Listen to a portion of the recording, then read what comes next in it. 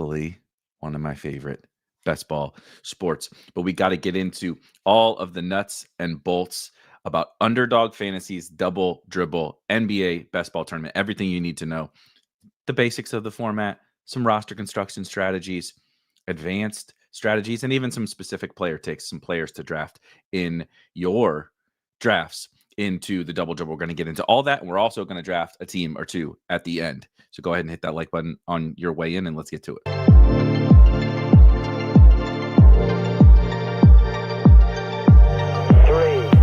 2, 1, liftoff.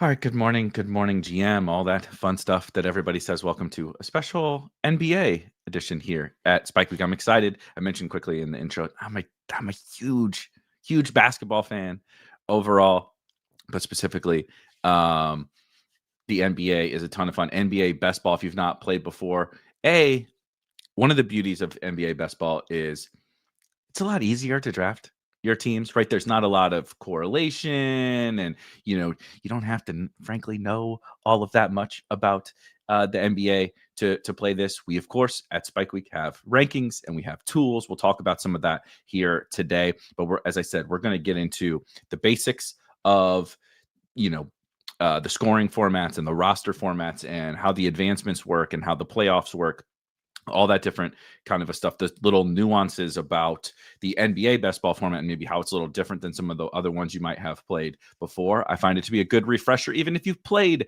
a bunch of NBA best ball before, it helps me as someone who's played since the very beginning days of Underdog. The first time Underdog had NBA, I was playing in those streets. It's still kind of helpful to remind yourself of some of these, like a little bit more basic things. We'll talk about some roster construction, some basic roster construction strategies, and maybe some more, advanced, even galaxy brain roster construction strategies, some stuff that's specific to this year as well that could be a little bit different from years past, right? The player pool is always changing. Things are always changing from year to year. So last year we can't just copy paste what worked last year onto this year, et cetera, et cetera. We'll talk about how important the playoff schedule is, because it's actually hard to understate the importance of the playoff schedule. That is baked into our rankings at Spike Week, which of course you can get at the link in the description. We offer absolutely everything, right? So if you are an NFL bro and you just want to draft some NBA teams, you're already a Spike Week subscriber, you have access. One subscription for absolutely every single thing that we offer at Spike Week, $39.99 a month or $200 a year, gets you every set of rankings. We just launched the third quarter rankings and third quarter tournament on Underdog for NFL. We have DraftKings rankings. We have drafters rankings for NBA, for MLB, right? Soon, once this is over, the World Series and everything is over, we'll have MLB. We did college football. We do it all. You get it all, everything. One monthly price or one annual price, and you get absolutely everything, including the tools, which you'll see today with the Draft Hacker and Draft IQ. A great question right before we dive in. Kai says, is this strategy portable to other sites or is scoring special on Underdog? I will say it is almost entirely portable to other sites. There are little nuances that are different across each, what I would call the three sites of NBA best ball, which would be Underdog, DraftKings, and Drafters. Shout out to our friends over at Drafters. They'll be having some promos and stuff this weekend because there's going to be a little bit of overlay over at Drafters, and there's probably going to be some overlay at DraftKings as well. Little spoiler, beginning of next week, we're going to do some more draft streams. The season starts next Tuesday. We're gonna dive in to some more drafts Monday and Tuesday as well. But I wanted to get into some of the basics for Underdog specifically here today, in case anybody wants to draft this weekend. But I think this is generally a good NBA best ball overall guide. A lot of the stuff that we'll talk about here today is extremely relevant for every single site. It's just that each site has just a slight little different like scoring format or a slight little different roster format. And then of course, Drafter specifically is cumulative scoring as opposed to the playoff format that Underdog offers. But we're going to go, as I mentioned, we're going to start a little bit with just the overall like format of the Double Dribble specifically on Underdog, right? So if we lead with some scoring, right? So on the left-hand side, if you're watching a video, if you're not, I'll read it right to you on the audio format. But just from a scoring perspective, there is one little like unique thing about Underdog. They use if you come from the DFS world, and you've played NBA DFS before, what Underdog uses is what I would call FanDuel scoring, right? So there's no bonuses like DraftKings has double, right? Triple double, just like they do in NFL with a 100-yard bonus and such. There are no bonuses on Underdog, and it is a full negative point for a turnover, right? So -1 for a turnover. Again, on DraftKings, that's -0.5. And a steal and a block, either or both, right? A steal or a block gets you 3 points, whereas on DraftKings that gets you 2 points. So it's actually that's actually a pretty big deal, right? That's a 50% increase. Everything else is basically the same. 1.2 versus 1.25. Again, Underdog rebounds are 1.2. A point is 1. A rebound is 1.2, an assist is 1.5, and a steal and a block are both 3, and a turnover is -1. DraftKings has, a little extra nugget for making a 3-pointer, right? Double doubles, triple doubles. It's a little bit higher scoring over on DraftKings because the turnovers are less impactful. And although they don't have the extra point for steals and blocks on a site like DraftKings, they offset it with some of the bonuses and such. But the steals and blocks thing is very notable, right? The scoring is very standard. If you played fantasy basketball before, obviously points are going to drive the majority of all this, but the steals and blocks specifically on Underdog is something to take into account. And it's something, again, within the Spike Week rankings, you'll see a lot of guys that are like kind of steals and blocks players are not like, we don't want to overreact to just one extra point, but it's a fairly big deal. I think of players like the Thompson twins, right? Amen and Asar Thompson, the likes of those players who are going to get a lot of steals and blocks. It is not only is it right a nice little small boost, the ceiling of the guys that can have 4, 5, 6, 7 steals and blocks in a game. Like think about a guy who gets 5 steals and blocks. That's 15 points. Someone would have to score 15 real life points to accumulate what someone did from a steals and blocks perspective. So it's a big deal from the scoring perspective. On the roster side of things, right, of course, in the middle of your screen, we draft 16 total players in NBA. So a little bit smaller if you're used to NFL. And on Underdog, what I think is the most notable thing is it's the smallest starting lineup amongst all of the sites. Meaning you start 2 guards, they call them wings, right? 2 guards, 2 wings, and they call it a big. So it's not forward and center, but it's wing and big. So you start 2 guards, 2 wings, 1 big, and 1 flex. Right? So your starting lineup is only 6 total players in any individual week. Just like football, you accumulate your points over the course of 1 week, right? Monday to Sunday. And obviously football is a little bit different than that. But right, Sunday to bump to Monday. But you accumulate your points over the course of 1 calendar week. And it's your 6 highest scoring players based on these buckets, right? 2 guards, 2 wings, 1 big, 1 flex, which means you have 10 guys on the bench. And so when we get to like some of the playoff stuff and all of that, the spikes are the things that are so important. It's an interesting element to balance with. We'll talk about things like, right, some guys play fewer games than other guys play. And we don't want to be ultimately targeting a bunch of guys who maybe aren't going to play as many games. But if you're going to put up huge scores when you do play, I would rather have a guy who plays 62 games than a guy who plays 78 games. If the guy who plays 78 games is not really putting up, right, he's just scoring 28 fantasy points, 30 fantasy points, right? He's scoring 30 every time he plays. But the guy who plays 62 is more off, not every game, but like is more often scoring 45. That guy can be more valuable because I have so many spots and I only have to fill 6 starting spots, right? I have 10 bench players. So I really want the spikes. That's how I'm going to win all of the money. And we'll get to some of the players to target and all that. And we'll get to the importance of that in the playoffs in just a second. From an advancement perspective, right? This is also notable for the playoff type stuff. In round 1, it's fairly straightforward, just like most of the other best ball tournaments you've probably played before. If you never played one, this is pretty standard. 2 out of 12 right? Well, you draft against 11 other people, 12 total in your draft. Out of that draft group, 2 advance, right? To advance to the playoffs. Once you reach it to the playoffs, you're now into the quarterfinals. In that, you'll be in a group of 10 total teams when you reach the quarterfinals, right? You advance out of your original pod, you move into a 10-team pod, and 2 out of that advance. So 20%, not bad, right? Still not easy. You're not a favorite to make it out of the quarterfinals, but that's not bad. 2 out of 10. Then things get a little bit more difficult. It's still a 10-person pod in the semifinals. Take a quick step back.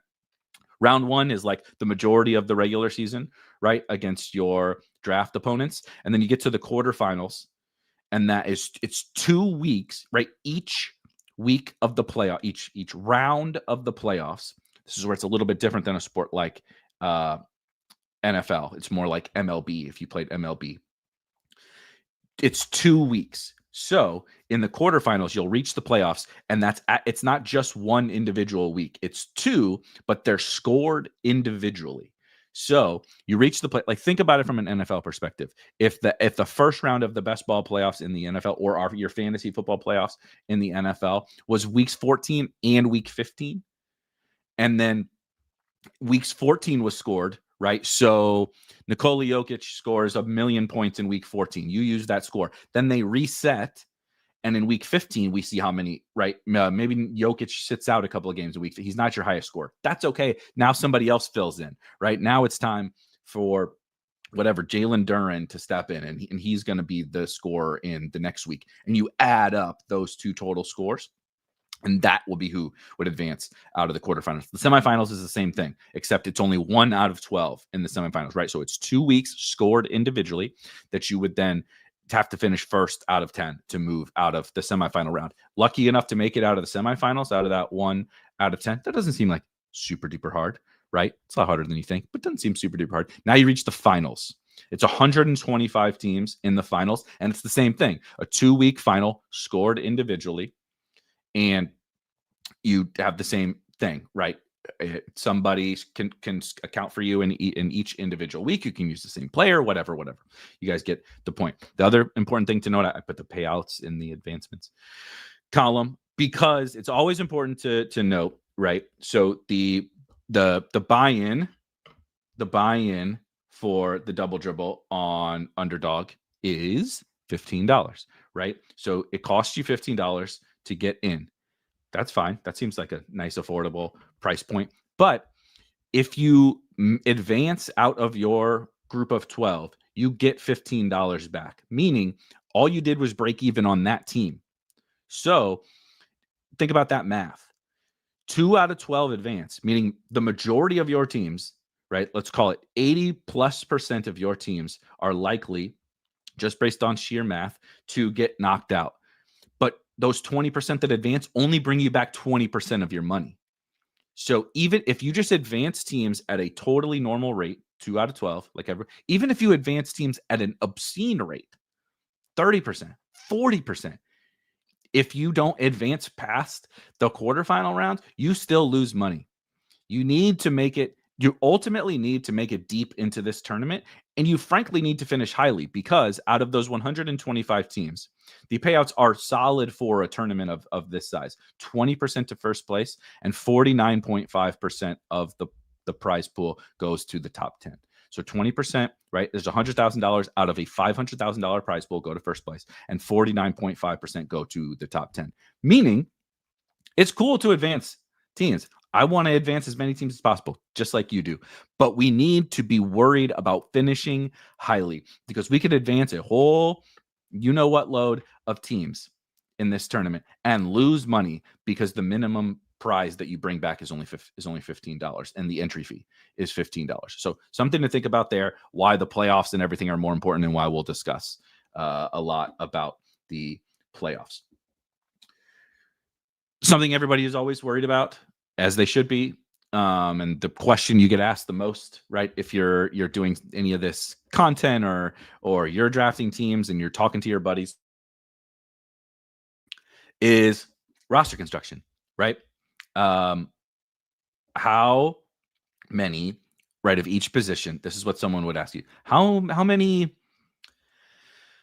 wings do I draft? Right? How many bigs do I draft? And the answer, of course, as in almost everything in the best ball world, is that it depends. And No, in no other sport is this statement, in my opinion, more accurate. Where you have quality, at which position you have quality, draft less quantity, right? If you load up on early guards, you don't need a ton of them, right? You have 16 roster spots. Let's say your first 3 picks are guards. You don't need 8 guards because you bet the farm on those 3 guards. You need them to be good. And you spent all your money on this one thing. Now I need a bunch more cheap flyers at the other positions, which is the second part. Where you lack quality, draft more quantity. And the quality in this, little cheesy phrase is draft capital, right? How much did you spend on that position? If you start with 2 bigs, right? If you take Nikola Jokic and another big in the next round, just stick with 2. Just stick with 2, right? And that's the foundation for how I like to think about the roster construction part of it. Is I start right with 16 roster spots. I start from a 7. Like, let's just assume I'm drafting. Like, I don't actually draft that many of these specific teams, but this is how I start to think about moving the pieces around. Right? From I take from one bucket, I move to another bucket based on this starting point.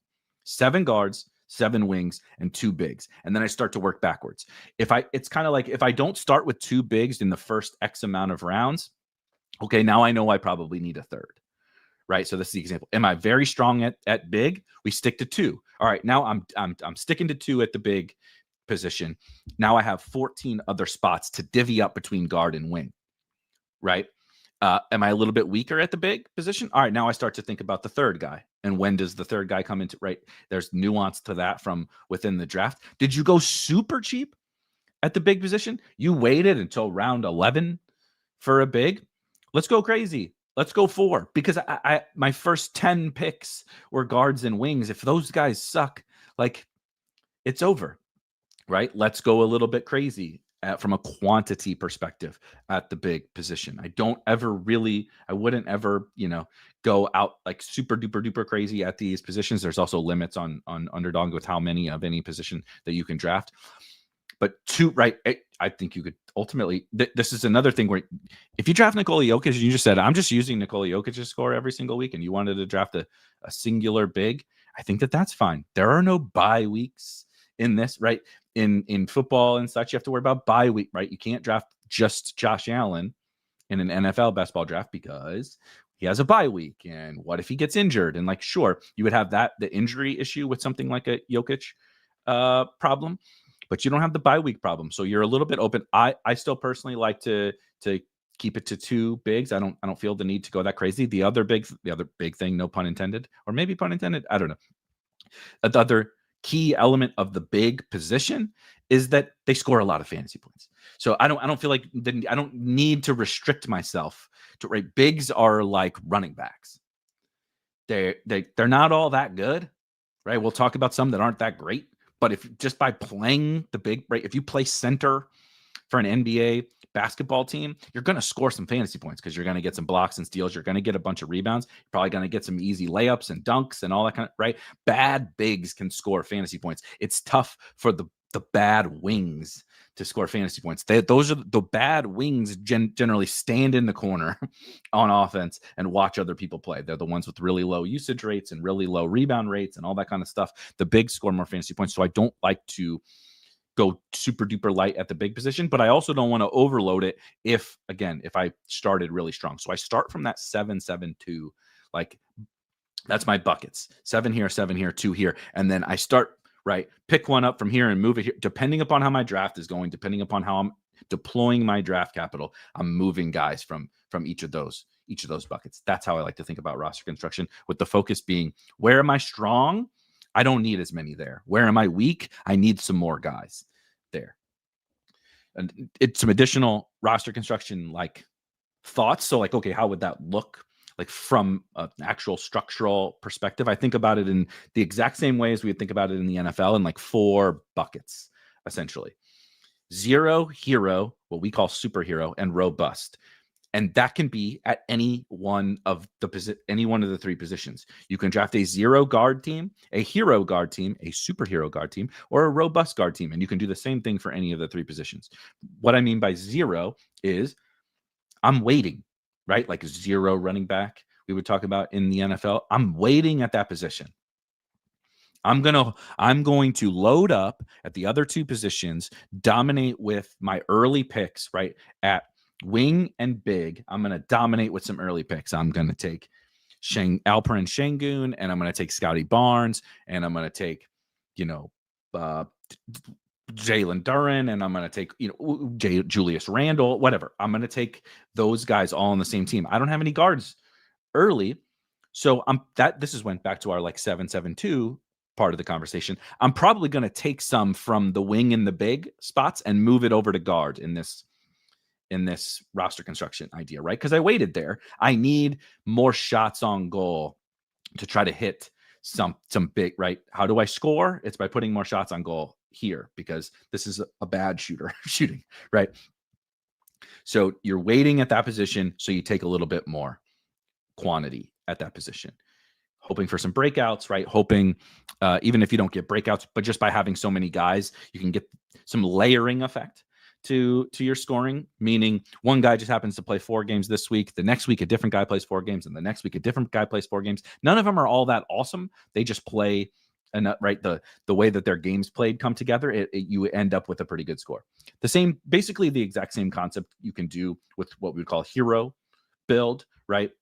Just using the guard example, we draft one, or so you draft Luka Doncic at guard, or you even wait to the second round and you draft Josh Giddey at guard. That's my hero. Josh Giddey is going to be my guard for most weeks, and then I deploy the same principles we just talked about from the zero bucket, and I say, Josh Giddey, you're the man. Now let's take a bunch of flyers and let's still be really, really strong at the wing and big position. But I at least have that one locked in guy at guard that I can kind of count on. It's not like totally up for grabs against a bunch of amongst a bunch of cheapies. Hero, very similar to zero, but right, that small tweak. Then we take it one step further from a superhero perspective. Actually, quite like this one. Just cheating a little bit. This is one of my favorite ways to build, specifically from the guard perspective, where you take 2 early, some in the first however many rounds, 2 to 4 to 5, you take 2 early guards. And then after you've taken those 2 early guards, now you really wait. You probably wait here even more than you would wait in the hero build, right? And you don't need as many because you did take 2 early guys. Now, you don't necessarily want to stick to 5 or whatever at the guard position with a superhero build, but you take Luka Doncic and you take James Harden. And those 2 guards are going to lead you to the promised land, right? You don't want to only take 2, but you've made your bed with those 2 guys. Now let's take the next 10 rounds, the next 9 rounds, the next 8 rounds, whatever the number is, and load up at wing and big so I can try to catch back up, right? That would be your superhero. Super meaning, right? It's not just one hero. Now I got 2 of those guys that are leading the way for me at that position. And then it's kind of taking the same principle, but just slightly moving around how much you take at the beginning. And then the last one would be kind of flipping that on its head with what we call robust, right? And again, in the NFL streets, people call this robust running back. I'm hammering guard out of the gates. And I took 3 to start. I don't need that many, right? If my first 3 picks are all one position, those 3 picks better be pretty damn good. And so I don't need 7 guards anymore, right? Maybe I need 5 or 6. I don't need that many. And so it's all about, right, those buckets. We're taking and moving from those buckets based upon where our draft capital is deployed. We take a bunch of early at a position. We take some from that bucket and move it to the other buckets, right? And vice versa. So that's how I like to think about roster construction. Those are some of the things I like to do. As I mentioned, just a little spoiler alert, the superhero guard is such a fun one. Hero and superhero is such a fun one to build this year because I personally think as the offseason has played out a little bit, there's a bunch of flyer types at guard that are really, really strong. And the flyer types, it's not that there aren't flyer types. There are also some really good flyer types at the big position too. But wing a lot of times what happens if you've played NBA best ball before is the really cheap wings that look appealing get pulled up really fast by ADP. Whereas the guards, there's just a lot more of them, and they're usually like not necessarily starters from day one. And so they tend to stay a little bit late. And so those types of guys make for really good fits alongside your hero or superhero guard. Probably the most important thing, if we had to touch on just one thing, I would say take the rankings, set roster limits, right? Whatever. But the thing that you just like truly can't do well enough in this particular format of best ball is account for the playoff weeks. So we do have a tool at Spike Week that will I'll pull up in just a second. But the playoff schedule is so insanely important because you see here, and I'll add this to the description of the YouTube and podcast video audio file. But the playoff schedule is fun in other sports, and it matters in like baseball and stuff too, of course. But like in the NFL, it's like fun to speculate on matchups, right, and correlate the matchups and all that kind of stuff. That's fine. But in the NBA, it's much more about the fact that when we get to the fantasy playoffs, not every team plays the same amount of games, right? So think about playing fantasy football, getting to the semifinals, and you're playing someone, and they have a guy who's playing 2 games, right? Jamar Chase is playing 2 games, and you have Justin Jefferson, and he's only playing 1. You're fucked, pardon my French, right? You're in so much trouble. It's not quite to that level, right? You're not like totally screwed in NBA best ball, but it's a huge deal. And it's a huge deal every single step of the way. So we have the cheat sheet for you. Each one of these rounds, right? Quarterfinal, semifinal, finals are 2 weeks. So there'll be individual weeks, right? But generally speaking, I think having exactly how many games they're playing, the most any team will play in any one of these weeks that you'll see on here is 8, or any one of these rounds is 8 games. But this is a huge deal because, of course, the more games you play, the more fantasy points you score, right? So as you see, just like right off a couple of examples from this season, the Atlanta Hawks, you might advance some more Atlanta Hawks. And I mean, I like Trey. I'm not actively avoiding some of these guys, but it's important to know that if you draft the Atlanta Hawks, they only play 5 games in the quarterfinals, and they also play 7 is like fine. 8 is the most that anyone plays. But it's important to understand that like the Atlanta Hawks have a very bad ultimately playoff schedule. There's a couple of teams that are like, and again, you'll see it in the Spike Week rankings. You'll see it in my exposures. 2 teams that I'm taking a ton of: the Houston Rockets, because they play 8 games in the quarterfinals, 7. Okay, no, 7 in the semifinals, but then 8 again in the finals. The same thing can be said for the Detroit Pistons: 8, 7, and 8. There's a couple others, right, with some solid schedules. You see some random 8s popping up all over the place. And as Wonka says here in the chat, Jokic, right, and the Nuggets, here's what I will say. The Nuggets have a horrendous playoff schedule: 6 games in the quarterfinals, 7 games in the semifinals, 6 games in the finals. But I'm not going to pass on Nikola Jokic is still my 101. Spoiler. Because he's Nikola Jokic in 6 games can do what some other guys do in 9, right? So, but it does really impact a Jamal Murray and Aaron Gordon. And if someone wanted to say, I'm just going to fade Jokic and pray, I don't think it's absolutely insane. But again, these playoff weeks and the amount of games played are so important, because if you can get Houston Rockets there and Detroit Pistons there, and you can get and you a bunch of Jokic teams are in the finals, and you make it to the finals without a Jokic team, it's huge.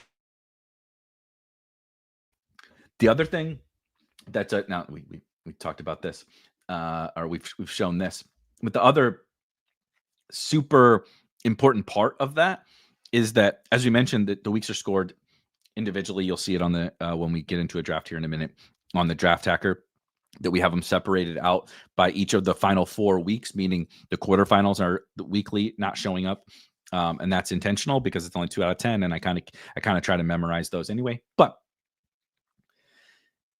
the better playoff schedules are for each individual right? Those Pistons and Rockets and the negative side of the Nuggets and everything.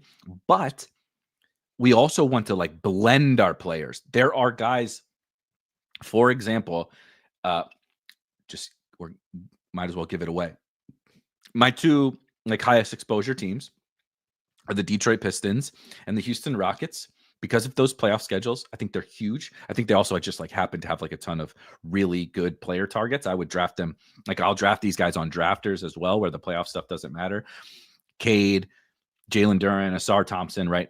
Jaden Ivey, unfortunately injured, but and Thompson, Alperen Şengün, right? Kevin Durant and Jabari Smith and on Reed Shepherd. Like those guys are all really good targets anyway, but then they also have the awesome playoff schedule. But if you saw them, they all only play 7 games in the semifinals. So how do I, it's like, that's not bad, but I'm not like winning because of those guys from a volume of games played perspective in the semifinals. So there's other teams that play 8 games in the semifinals, right? i.e. the Washington Wizards, right? So I also very much would draft the Washington Wizards as it was, but blending your playoff schedules can be super impactful, right? If you draft a team with 8 in the quarterfinals, it's like, well, I should theoretically be using you'll be using Cade Cunningham's score in that week, so that locks down a guard spot. But maybe in the semifinals, I need to think about having a guy or two with 8 games played in the semifinals and just blending in those playoff schedules, right? So you take Nikola Jokic. Let's think about how I can still win with the Nikola Jokic team, even though he's playing, right? I take Christian Brown because I need I just need the firepower at this, right? I did 0 wing or whatever. And I just need the firepower, at least in the regular season, because I still do have to get to the playoffs, right? For any of this to matter. But now, how do I build the team around that and blend those number of games played in the fantasy playoffs? It's a huge part of this, and it's just something that if you're not paying attention, you'll. It's not that these teams are dead that don't do this, of course, because by the end of the season, right, guys sit out games, and we don't know who's playing, and teams are tanking, and all that kind of stuff. It can be a little bit chaotic, but we want to plan for when things go, a certain way. And you still have a chance to, right? Imagine a team with only 6 games and then a guy sits out, right? If I have 8 games, it does give me more leeway to even still dealing with the late season chaos that's happening in the NBA. And again, it's not that you can't win by not caring about this stuff. Of course you can.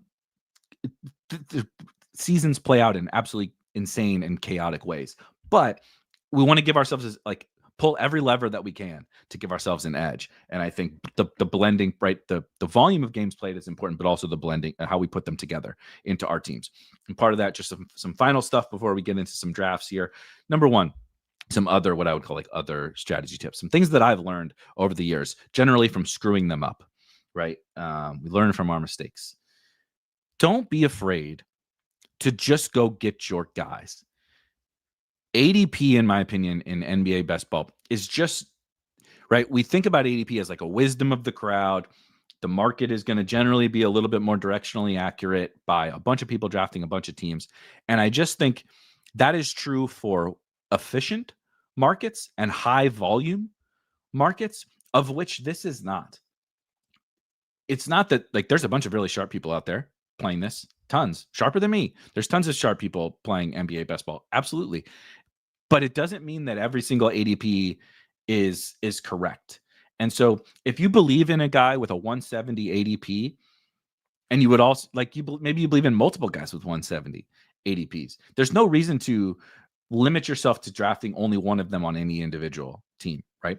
If you think a guy, one of my favorite picks, for example, is Derek White from the Boston Celtics.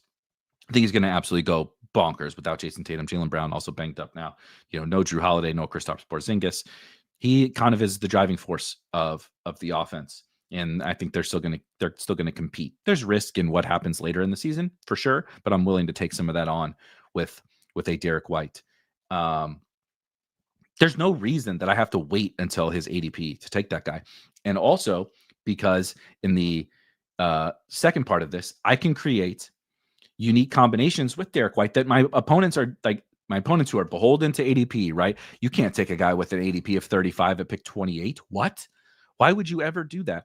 Well, then that means Derek White's not right. Derek White isn't on Nikola Jokic teams, or Derek White isn't on XYZ teams, right? He's not on certain players' teams by my opponents. So now think about the power of that when you make it to the finals.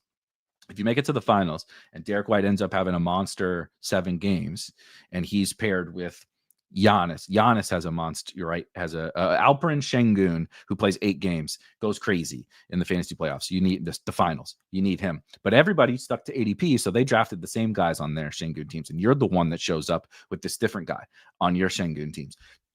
Going and getting your guys can also help you create those player combinations that are really advantageous, but it also allows you to not draft the exact same teams every single time. If you just stick to ADP and you draft your favorite guy who's at the top of the list every single time, now you're just going to end up drafting the same team over and over and over. And now those teams are like, you correlated your picks when there's no reason that they should be correlated. There's no reason that Victor Wembanyama and Bam Adebayo should be correlated. They don't play on the same team. They don't have the same schedule. They don't have whatever. There's no reason that certain guys should be tied together. So make sure that they're also not tied together on your own teams too often. So, I take big stands, right? I have big exposures to certain players. I want to have a lot of players together on some of these players together on a lot of different teams. But I don't want all of my Giannis teams to look the same, and all my Jokic teams to look the same, and all my Wemby teams to look the same, right? I don't want all of my teams to look the same just because of a certain draft slot that I got. So making sure that we're being thoughtful, right, about that, and it all kind of stems from the fact that, like, don't sweat the ADP. Don't worry about it. It's fine. We can differ from the market, have differing opinions from what our opponents are doing, and that's totally okay, especially in this game. Just super quickly, we can look at where I stand. I believe 62 teams. Oh my God, I'm an idiot. Hold on. I promised some player takes. That's my fault. Let me share that super quick, because I have a few, you can of course get absolutely everything with the Spike Lee subscription, the rankings. You can download them, upload on any of the sites, Underdog, DraftKings, Drafters. You can download the ranks, put them on the site, and you'll get a lot of these players because I'm clearly very ahead on ADP. But just some examples, I like to get into the deep cuts a lot more. There's a couple of early round guys on here, but a lot of times you find, like, so tell me who's like a sleeper, right? That, like, if you go to Google every, August during fantasy football season, it's like the most Googled thing ever in sports, right? It's fantasy football sleepers 2025. So I like to get into the deeper cuts of, like, anyone can tell you they like Nikola Jokic, by the way, but some of these guys are like who I'm rounding out teams with, and we'll probably do so here in a minute when we get into a draft. From a guard perspective, I talked about Derek White, absolute monster. If you watched the preseason game the other night, also just totally dominant. Emmanuel Quickly from the Toronto Raptors. The Toronto Raptors show up a couple times on here because I think they're a little bit undervalued based on the fact that they injury riddled. Last season just didn't go very well for Toronto, so they ended up sort of tanking. Not only were they tanking by not playing their core guys, they were also restricting the minutes, specifically of like an Emmanuel Quickly. So him, and you see over on the big side, Jakob Poeltl. These guys are really good fantasy producers, and I think the Raptors are actually going to play to win. Right? It's a weaker Eastern Conference this year. That's a big deal. It's a big deal for the Derek White, selection as well. Emmanuel Quickly and the Toronto Raptors are going to try to make the playoffs this year in a weak East. And so they're going to play their guys a lot more. A few like sort of breakout-ish, like late round guards that I really, really like. As I mentioned, if I can get some hero or superhero style guard builds, there's more than just this, of course, but some of my favorite guards to round out with. Terrence Shannon Jr., he's one of my favorite. This is just one of my guys, right? A lot of this will be my guys that I think are really good at the game. how exactly do they become like a fantasy smash is something that I don't worry as much about. What I want to do is find the young, like sort of breakout play, the guys who I think can really play and can specifically score fantasy points. And like, how are they going to stumble into a bigger role? I'm not entirely sure. For Shannon specifically, if he's just really good, he's going to get to play. Mike Conley is not it anymore, right? For Minnesota. They drafted Rob Dillingham to be the backup point guard. In my opinion, Terrence Shannon is I'm not even entirely sure if Rob Dillingham will be he'll probably be in the day one rotation, but will he last in the rotation is unclear. He's a point guard and a point guard only. Terrence Shannon, I think, can replace the Nickeil Alexander stuff and then also replace more of what Mike Conley does. He was essentially the lead guard, an All-American level player at Illinois as a lead guard, completely and utterly dominated summer league, which is like not a huge deal, but it's important to see, like, if this guy's going to step up into a big role, I want you to come out, not just like play well at summer league, like be above. It's like, show that you're above summer league. And that was Terrence Shannon for me. I think he's going to have a really nice year. We'll see exactly how many minutes he can earn, but he's having a really strong preseason as well. Ty Jerome, as we saw Ty Jerome last year, explodes onto the scene as a sixth man for the Cleveland Cavaliers, moves over to Memphis, and John Morant, not exactly a picture of health. Desmond Bane gone. There's a lot of opportunity for Ty Jerome. I think even just coming off the bench, he'll be fine. But if John Morant misses any time, which John Morant is currently injured himself, and if the Memphis Grizzlies, what if this thing doesn't go super well for Memphis? We could get a lot more Ty Jerome, and we know he can score fantasy points. We know he's a good, at least a good offensive basketball player. Ayo Dosunmu is a very similar thing. The Bulls are going to play for the play-in, brother. They want to make the play-in. They don't care. And they're pretty thin outside Josh Giddey, Kobe White, Montas Buzelis, Nikola Vucevic, and not a lot going on. Ayo Dosunmu is a good basketball player. I think he's going to come off the bench to start. Eventually, if they just decided to lean into all their best players and they said, we're going to start Josh Giddey, Kobe White, Ayo Dosunmu, right? Isaac Okoro is likely to start at the 3 for them. And they just said, we're just going to put Ayo in. Whatever. It's fine, right? The defense sucks anyway. Let's be bad on defense. Let's score a bunch of points. I think he could really step up in any form, and he's gonna play 25 plus minutes regardless off the bench. He's gonna be the lead guard in the second unit. Obviously, him and Trey Jones, right, kind of sharing the ball handling duties. But from a scoring perspective, I also think Ayo is just really a really good basketball player as well. And then Keyshawn George is another young player on the Wizards, right? You see multiple Wizards will show up on here as well. Just a really young, fun, talented player. I think he's going to start ? But also eventually, right? The Wizards are very bad. Spoiler alert. In case anyone hasn't been following the NBA.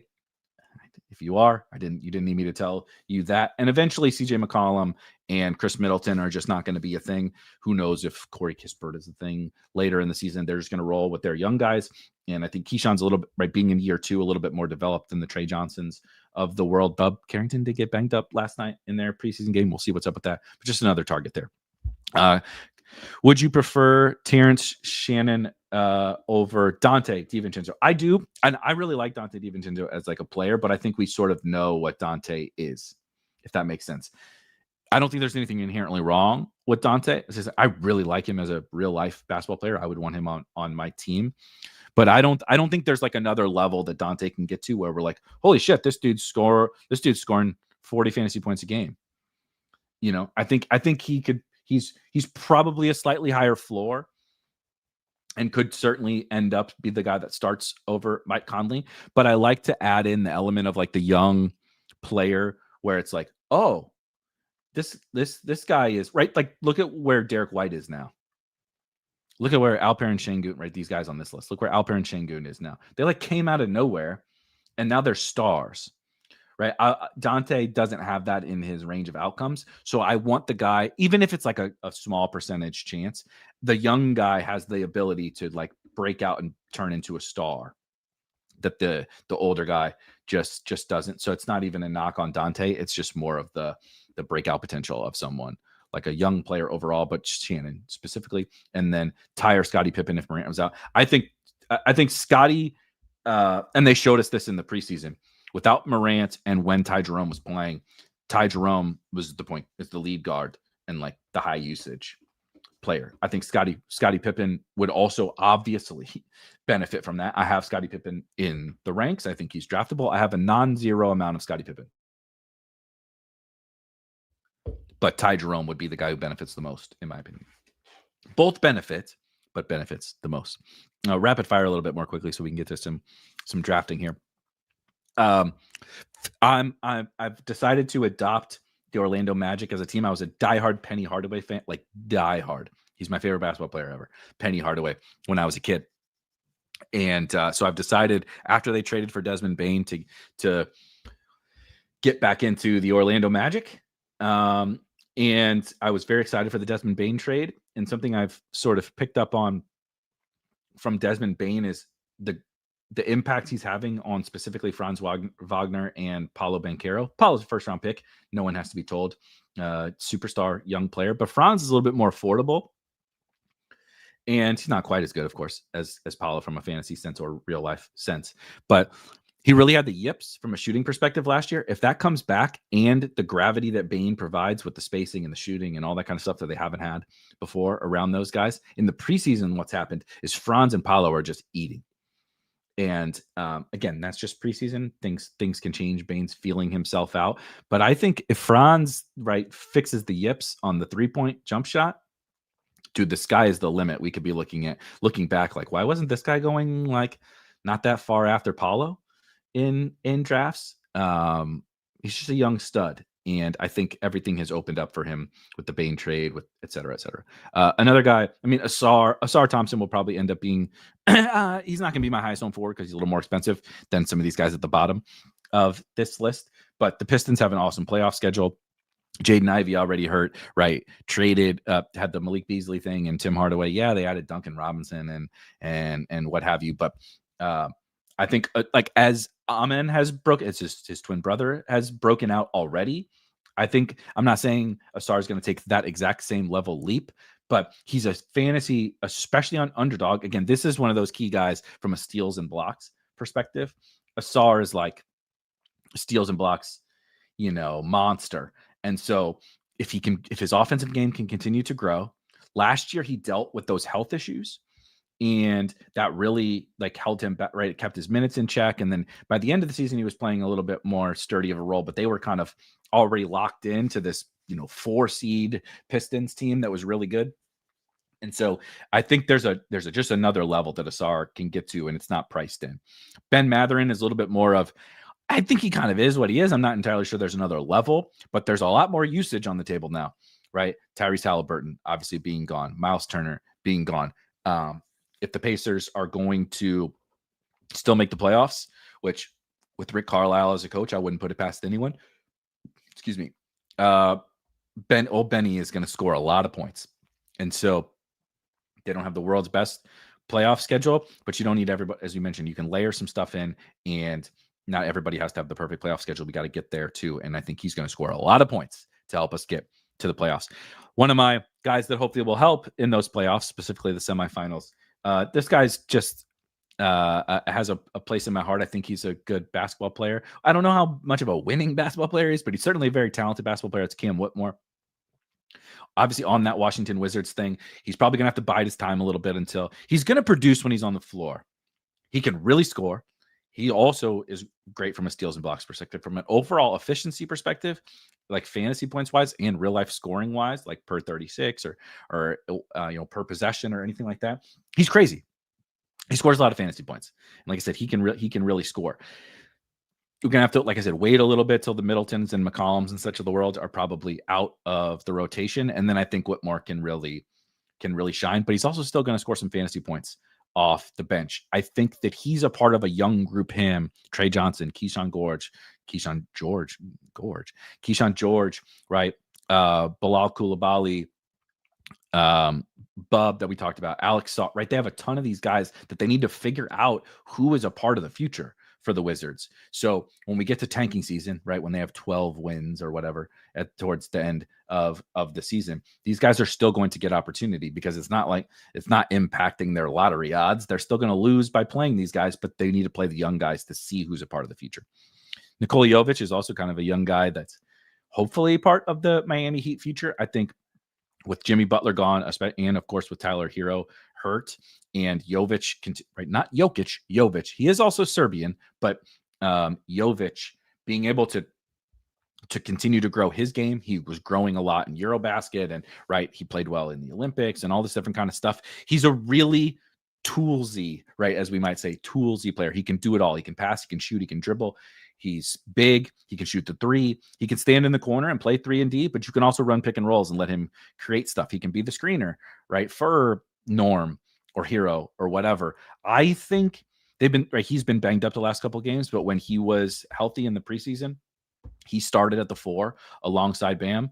They've been starting Khalil Ware in the last couple of games while Jovic is sitting out. I think Jovic is the guy that's going to take over that spot because I just don't think you can create a really functional NBA offense, especially without Tyler Hero, with Ware and Bam on the court at the same time. So I think Jovic is going to be the guy there, and I think he can stuff the stat sheet, and they really kind of need someone like him on the Heat. They've been really bad on offense for some time, and they need kind of a multi-dimensional player like him.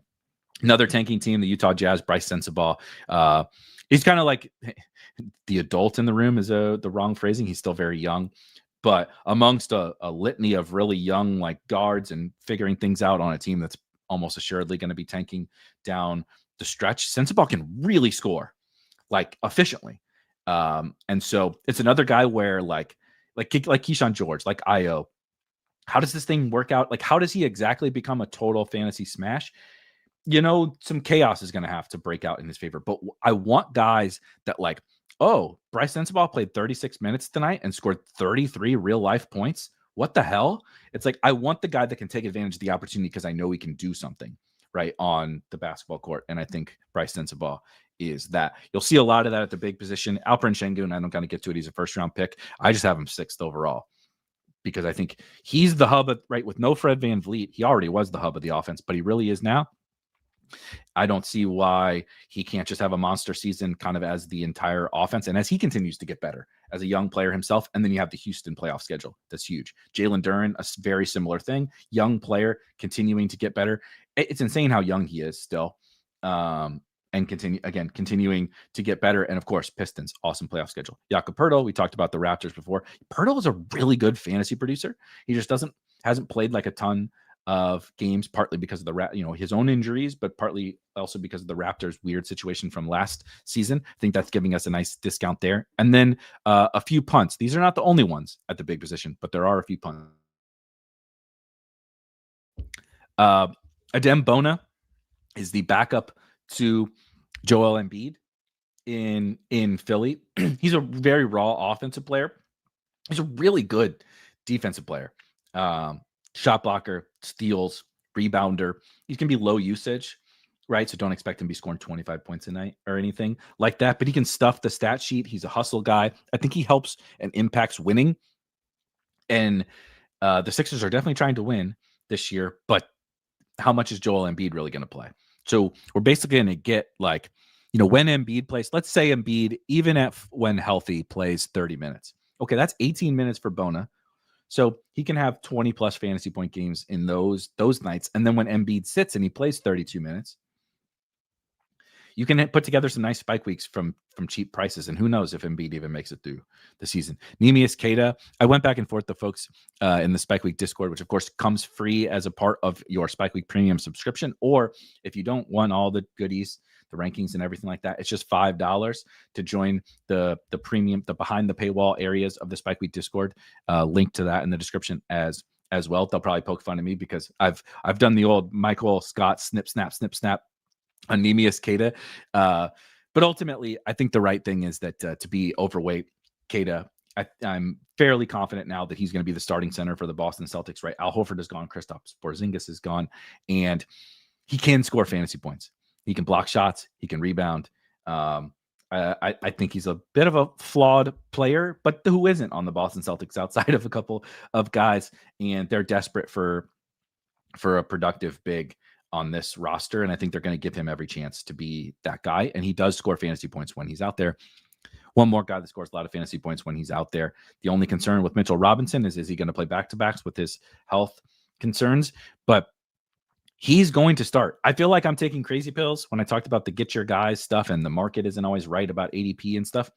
Josh Hart is coming off the bench for the New York Knicks. Mitchell Robinson is going to start in their double big lineup next to Karl Anthony Towns. And Mitchell Robinson scores a lot of fantasy points, right? He's one of the best rebounders in the sport. He's one of the best shot blockers in the sport. He's in steals maven, and he scores efficiently. He's low usage, but it's dunks and layups, right?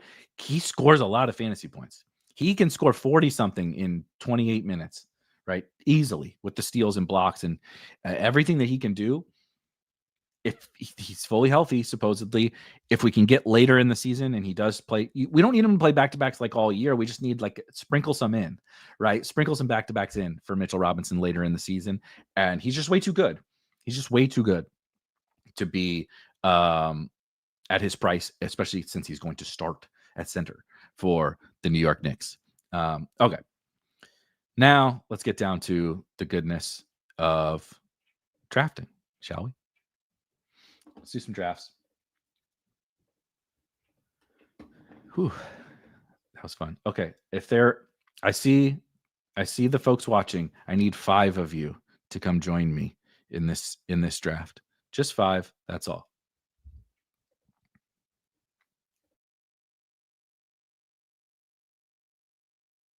Because I just talked a lot.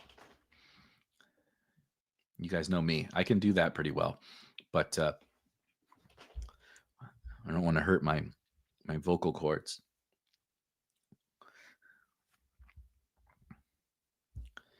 Whew. We can look at I should have shared. Let's share this way. 4 more. We can walk through some of my exposures thus far while we're waiting. 3 more while we're waiting on some folks to shout out Melch. Love you. Here's my highest exposure players through 62 drafts. Yeah, exactly. You can get Mitch Rob. Fantasy Football Dad says, be quiet on Mitchell. Been getting him in the last round for every underdog draft. Yeah, his playoff schedule is not awesome, though. He has 8 games in the second round and the semifinals, which is kind of nice. What you'll find is that you end up needing some of the guys that have the bad playoffs, like the worst, I shouldn't say bad, that have the worst playoffs, like Mitch Rob. Is like, if you're counting on Mitchell Robinson in the finals of this tournament, tough shit, because he ain't going to fill the final. He ain't going to be your center in the finals. They play 5 games.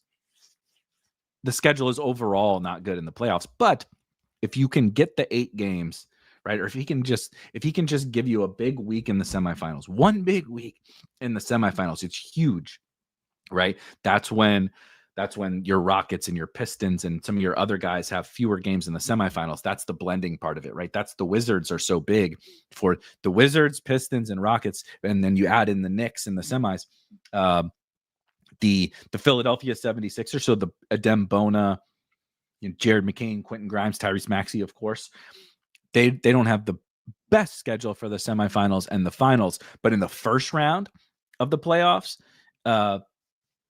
you are in these guys blend together, right? You get what I'm saying? These guys blend together to make. Let me look at the Sixers super quick. So the Sixers, exactly. It's the semis. So in the semis, right? The Sixers play 8. The Suns, another good one. You're like, damn, the Suns and Sixers both.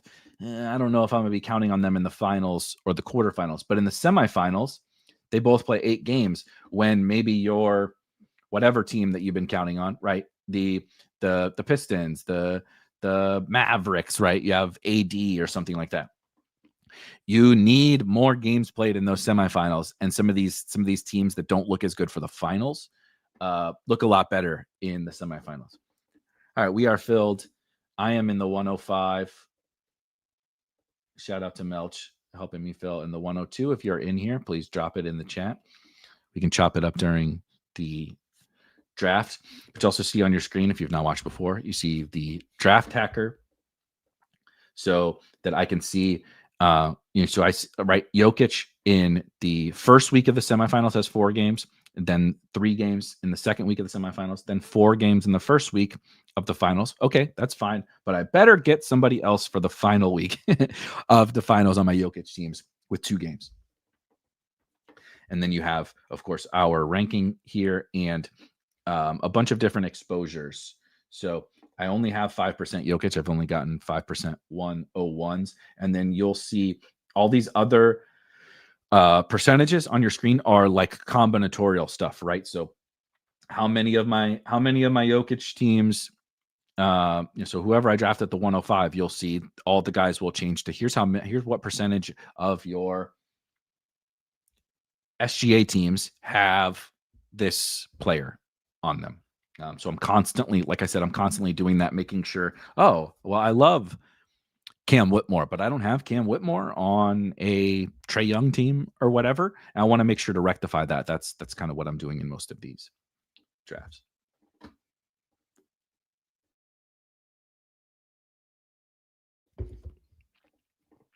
Melch put his 2 weeks in. A new job, I assume? Oh, wow. Okay. We'll take Luka at 5. Luka has not been going after SGA for quite some time. So we will take it. Well, congrats on the new gig. That's awesome. It's always fun. My wife is a recruiter, so she's I'm constantly hearing about people getting new jobs or interviewing for new jobs or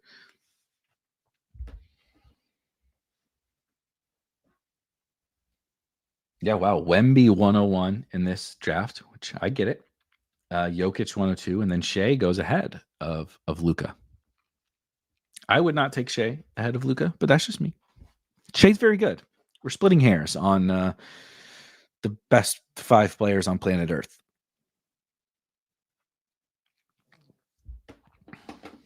Oh yeah.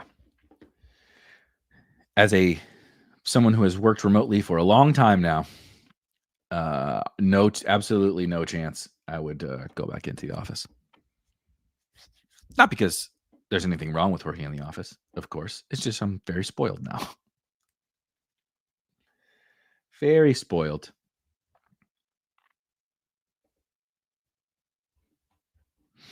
This was fun. I always enjoy. Holy. Oh. Hopefully this guy in the 110 is not throwing this draft. We'll find out if we. I really like Kobe White, by the way. He was close to making my list of guards. But I think first round Kobe White's a little bit aggressive. Şengün at the 112 is just Şengün, Trae Young. This guy at the 112. My goodness.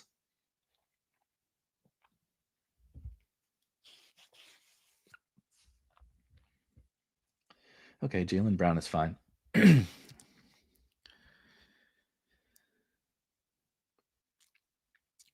But yeah, every time we do one of these, it's like one of these type shows, especially for so I'm 62 drafts in. I'll probably get in. I won't get to 150, especially because I'm gonna focus a little more on DraftKings.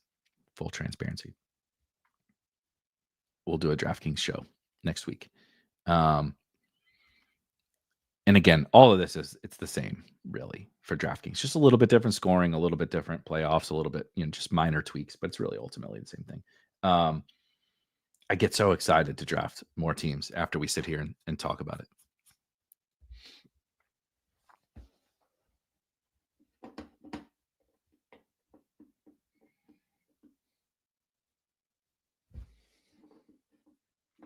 Oh, Cooper Flag, eh? So as you see here, I have Giddey, but 67% of my, you see, this is where the draft hacker comes into play. 67% of my Luka teams have Giddey.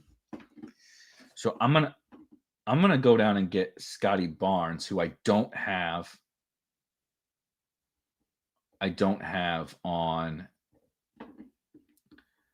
Luka teams. He's a nice sort of blend, as you see, where Luka's playing 3, Scotty's playing 4. Luka's playing 4, Scotty's playing 3. Luka's playing 3, Scotty's playing 4, right? And then they both play 4 in the final week. It's a nice little blend.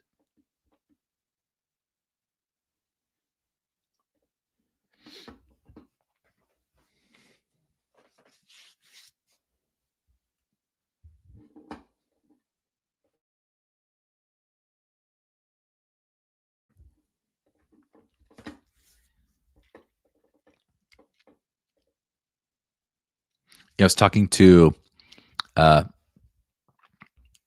very good buddy of mine. We've been going the last couple of years to some NBA games to go see. So I'm from St. Louis. For anyone that has why is there a fucking Darius Miles jersey over my head and Ozzie Smith and what have you? Well, I'm from St. Louis. And obviously we don't have an NBA team, so I have to travel to go see games. And we've been trying to make it a point to go see a couple games every year, to go see different guys, right? So been to Oklahoma City a couple times because it's a pretty easy trip. And also Oklahoma City's a very fun team to play. But went and saw Steph. God damn it. Who's Bandogi takes Derek White. I was really excited to get another Derek White team here, but alas, and Franz goes. You guys suck. This is you're taking all my favorite players. So saw Steph, got lucky. We got really lucky. I have a different friend that has a connection with the Timberwolves, and went and sat courtside at a Timberwolves Thunder game. So I've seen a lot of the Thunder, but gonna go try to see Jokic, and oh my God, Giddey comes all the way back. Okay, well now we take Giddey, even though Donovan Mitchell is nice too, but we got to take Giddey here. Yeah. Wow, fun. This is fun. Trying to go see some more of these guys, and I think we've decided to see Joker and Wemby this year. Don't know when. Yeah, but I highly recommend if anybody's a basketball fan, going to see some of these guys is like, obviously the that's a great question. We'll get to it. Sitting at least like semi reasonably close. Of course, like got super lucky to sit literally sat like A-Rod was right. We went to Minnesota and saw it. We sat on the baseline, but A-Rod was right next to us. Justin Jefferson was at the game right across from us. Also, of course, sitting courtside. It was very, very fun. And seeing these guys up close is crazy. It's hard to even put into words, how skilled and athletic they are, but how big they are. And this one was nuts. Is Chet skinnier in real life? Chet is almost disturbingly skinny in real life. And so, as I said, seen him a few times. Last year we went and saw Warriors Thunder in Oklahoma City.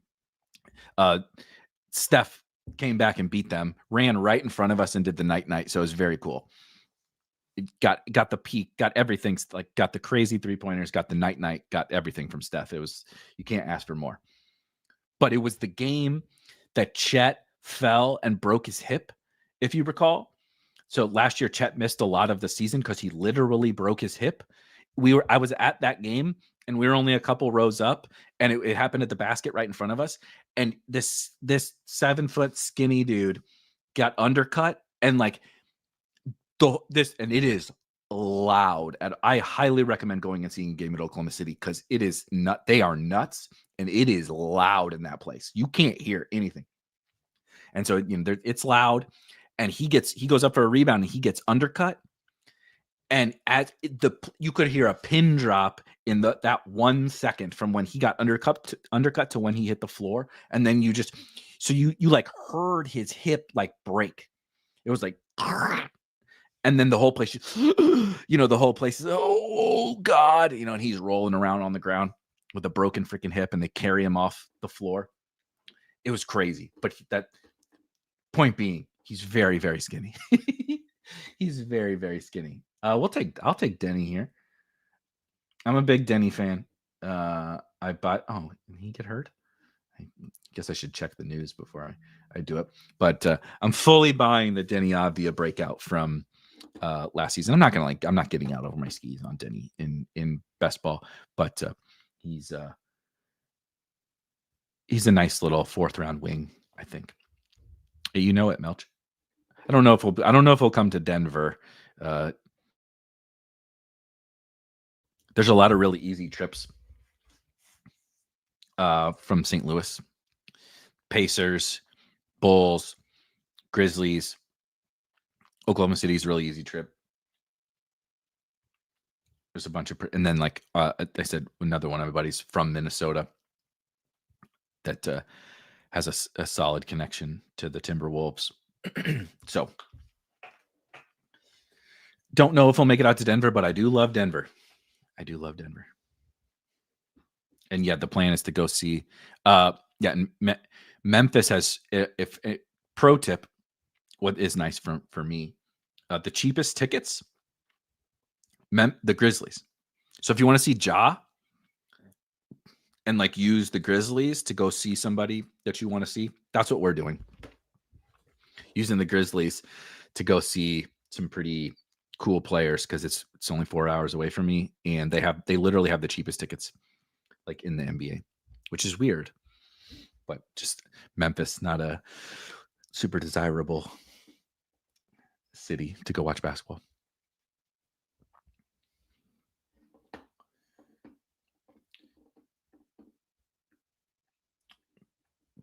Man, Duran goes.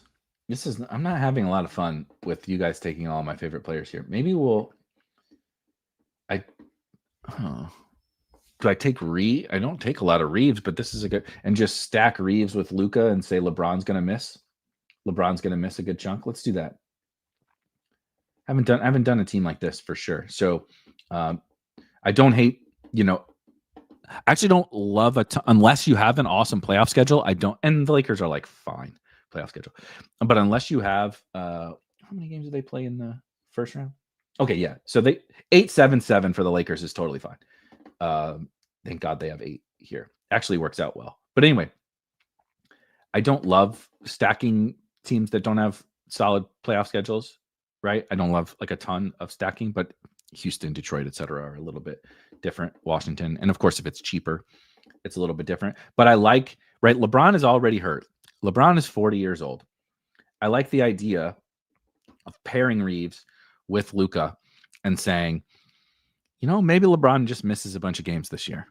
Maybe LeBron's butthurt about the fact that it's Luka's team now. Maybe LeBron's more interested in doing Hennessy ads than he is in playing 70 games this year. And frankly, maybe this is the right thing that the Lakers should do, is so that LeBron is not so banged up every year heading into the playoffs or in the playoffs. So you get a full strength LeBron when he's 40 years old. Maybe let's not worry so much about the regular season with him. Obviously, you got to win enough games to make the playoffs. But like, whether you're the 6 seed or the 3 seed in the West, who cares? They're probably not going to be the 3 seed anyway. But you get the point. Like, maybe it's just the Luka and Reeves regular season show, and that's all we care. We're not worried about the playoffs. Not yet. I do love NBA playoff best ball, but we're not worried about that yet. Stacking some of those, like, right, like you can do it with like the Jazz and be like, well, Lauri Markkanen gets traded. So give me Filipowski and Sensabaugh and whatever. Wizards, right? They shut down Middleton and McCollum, so give me a bunch of the young fellas. That kind of stuff.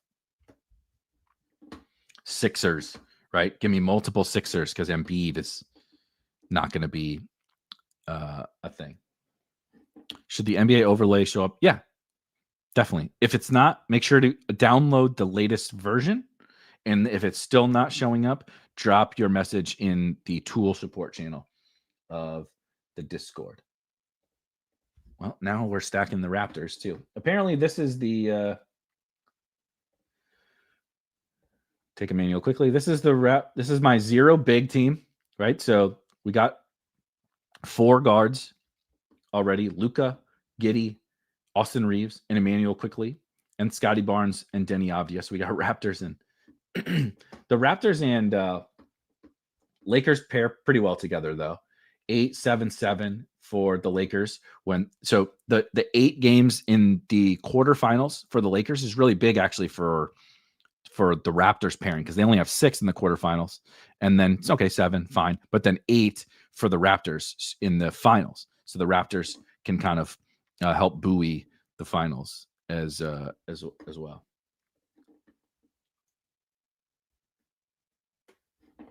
Is Sway throwing the draft? Just the first pick. Everything else is fine. Everything else was fine.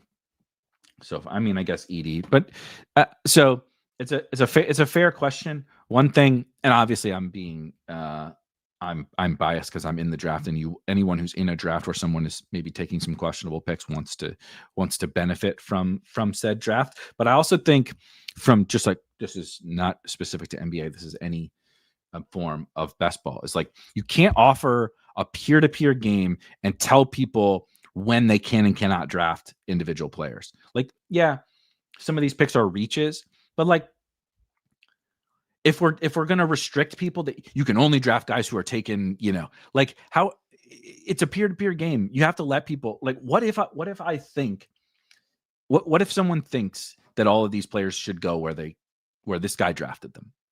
You're going to stop them from drafting the way that they think that they should draft? There are ways to detect people throwing, right? If people are colluding, they should be banned, and the draft should be thrown out. If someone's just drafting a crazy team and there's no collusion, there's no cheating, who cares? Right? That's part of that's part of the game, is that people should be allowed to draft bad. People should not be allowed to cheat, but people should be allowed to draft bad teams. That's welcome, right? People are allowed to play bad DFS teams. People are allowed to play their poker hand poorly. It's up to them. I'm into this. Let's go get Benny. Or do I take Sar?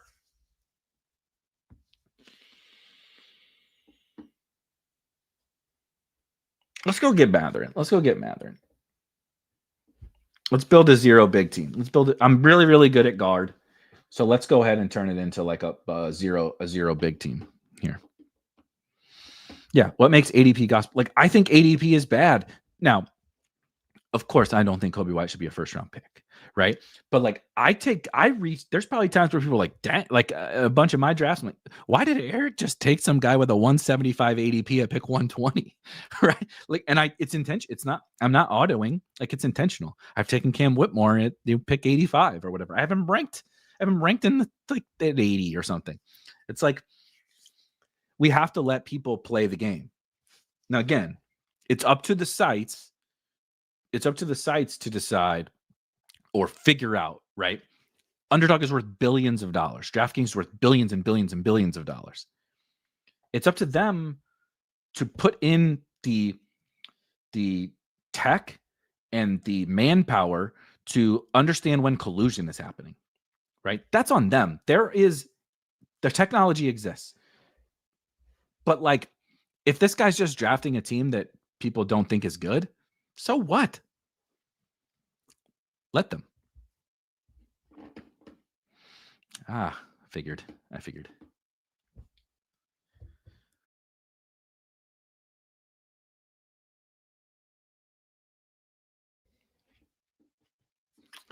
Yeah.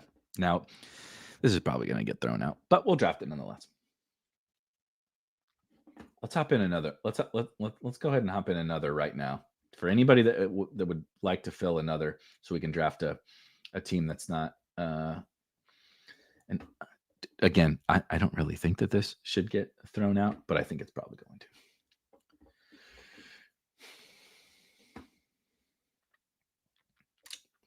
But again, if this person is colluding, not if they're just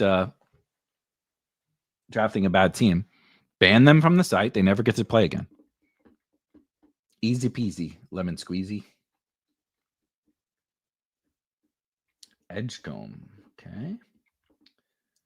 I mean, I don't really think I want another. Well, I'll do Cam Thomas.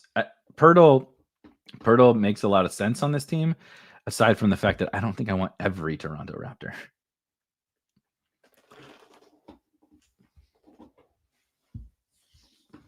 Need 5 more in our secondary draft for anybody watching that would like to join one that doesn't have some guy taking Kobe White in the first round. The beauty of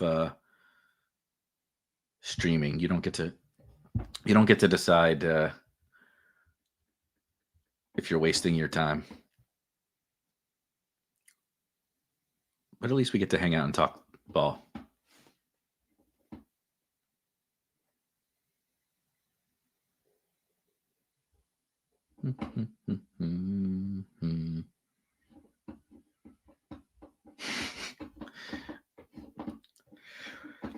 It's a good question. What are your limits on stacking? I don't have them. It's very feel based, which is not a good answer, right? Not the answer that somebody wants to hear. So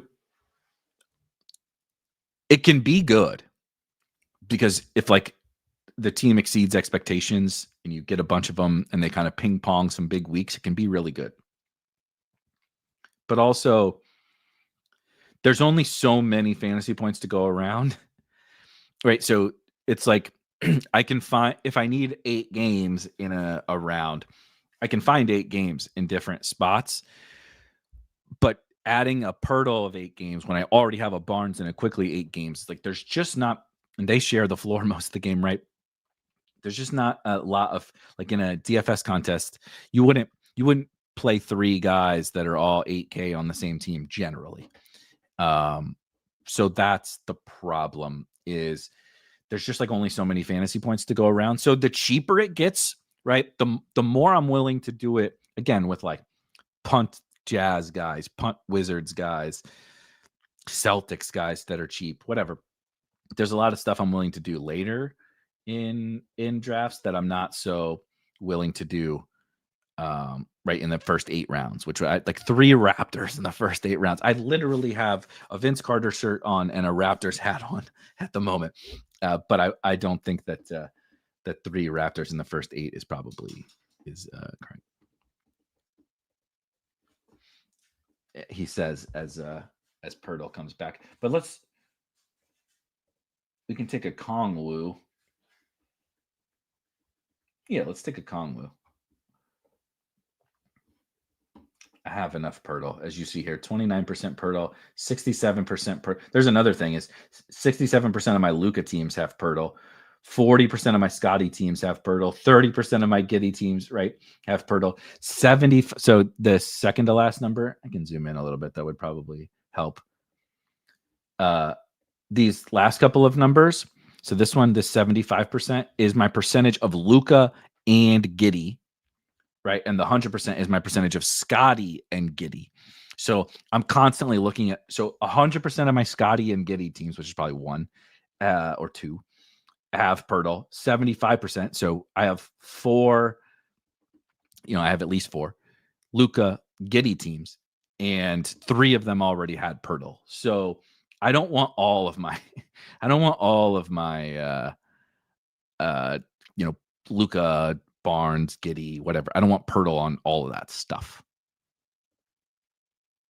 And maybe you do, but I don't. Ooh, nice. We started in the other draft. I see Viper here. I see Henny here. And we are drafting out of the 107. I actually like the 107. But that's just because I love Şengün and Cade. Yeah, exactly. Imagine not, my guy Felix, imagine not letting me draft Cooper, who notably, by the way, if you're unfamiliar, won a couple years ago the DraftKings NFL Best Ball millionaire in your midst. And just like took Cooper Kupp in every draft. And in order to get Cooper Kupp in every draft, guess what? Sometimes you have to take him early, right? if there are guys that I want a ton of, and guess what? I got to pull them up and take them. And if you don't let me, then like I don't want to play. I don't want to. I'm not interested in a future of the game of best ball if we can't draft who we want when we want. So long as we're not cheating, if I can't draft who I want when I want, what is the fucking point of this game?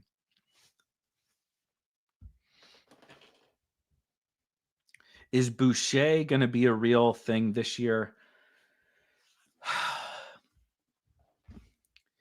Technically, yes. The answer is yes. He's going to be the thing. I think he might start. He's been starting for the Celtics. I think I would bet on him starting at the 4. Keita, Boucher. Well, so let's just assume Jaylen Brown is healthy. I think they're going to start Boucher over Hauser, for an example. I think they're going to start Pritchard, Derek White. Again, assume Jaylen Brown is healthy. Hauser would probably start for Jaylen Brown if he's not. Pritchard, White, Brown, Boucher, Keita is my expectation of the Celtics starting lineup. It still says draft starts in 20 seconds. What the hell, Underdog? Okay, I'm going to take Cade goes 6, so I'm going to take Şengün 7th in that one. Let's bounce back over here and make sure. Oh, boy. Okay, I'm pretty stable at the wing position. This is a little bit early for.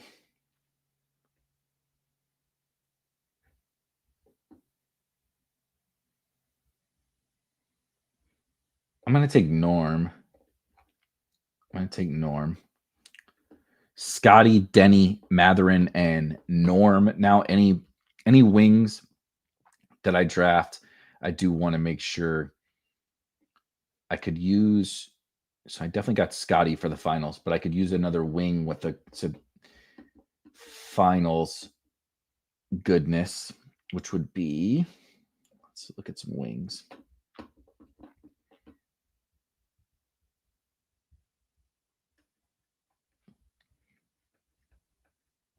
Khan, Knipple, Bryce Sensabaugh. Bryce Sensabaugh. Probably Ron Holland. Yeah, Ron Holland. So close out wing with something like that. That's I got 4. If I go 6-6-4 on this team, which again, I'm going to punt off the big position. Is this still not updating? This is ridiculous.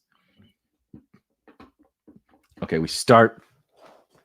Let's see what my exposure looks like with Şengün here. Not much Harden with him. Don't have Maxey with him.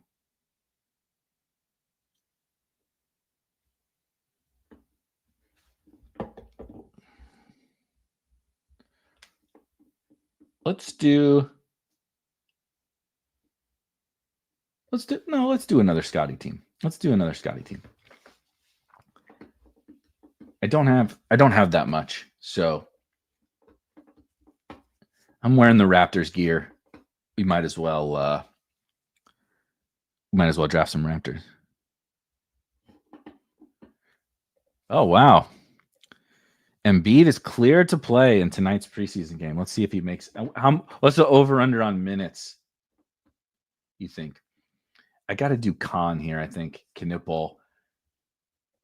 Just because I really need the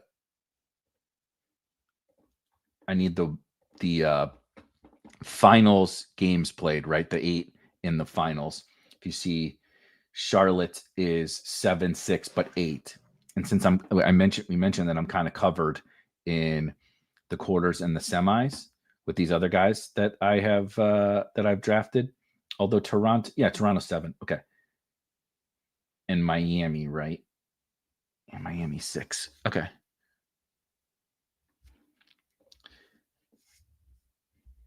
Let's see here.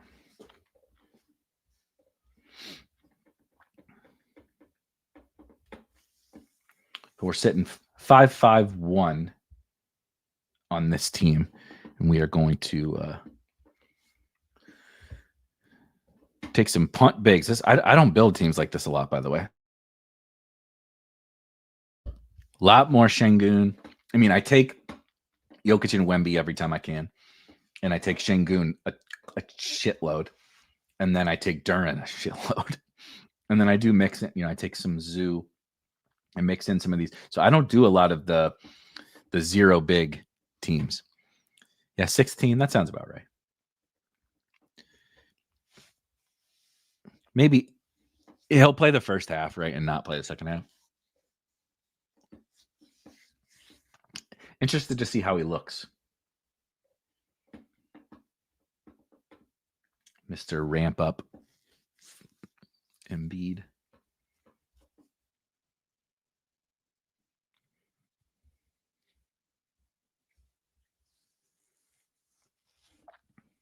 God damn it. Never stream drafts, guys. If you want to get into streaming, just get on and talk. Because I can't. I'm trying to get Derek White, guys. I wanted Derek White on this team. You're not letting me have it. It would be really nice if the Picks Away would update on. It keeps saying that I'm like a million. Ooh.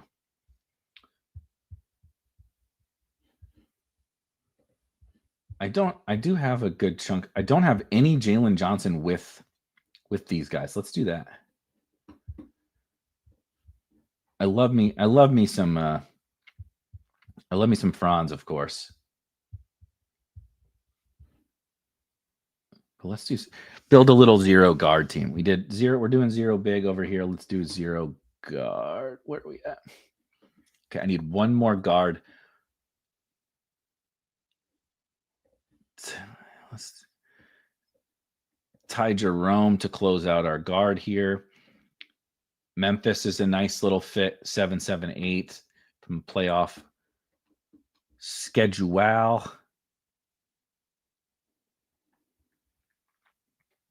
Yeah, I like it. Got Cam Thomas with the 8 games, Brooklyn with 8 games in the second round. Helps a lot there. Obviously, I have Luka. Luka with 7 is fine. I like this team. Gonna take some flyers on some bigs.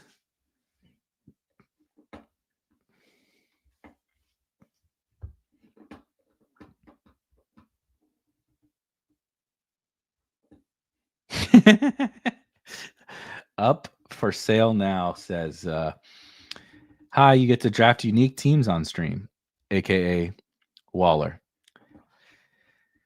That is true. That is true. I will say that is it.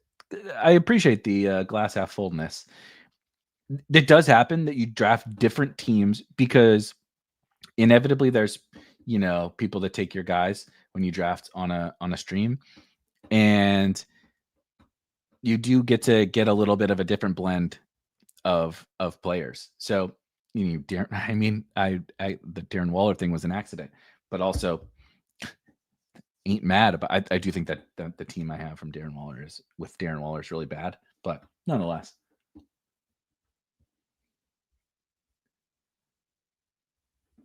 Pretty Zoo.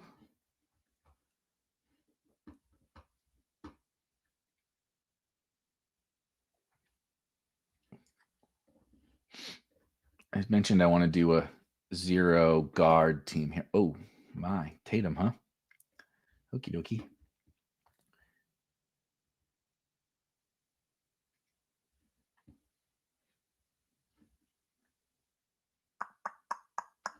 I'm just going to take Mitch now. And then I can get one of the then I'll double back for my last wing, and then we'll close it out with 2 bigs.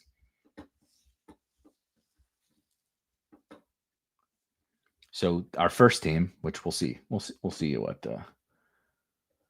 happens with that guy in the 10 spot. But we started Luka, Scotty Barnes, Josh Giddey, Denny Avdia, Austin Reeves, Emmanuel Quickly. Talked a little bit about the Raptors and Lakers stuff. Benny Mathurin, Cam Thomas. That's a good price on Cam Thomas. And I'm like, whatever. He's fine.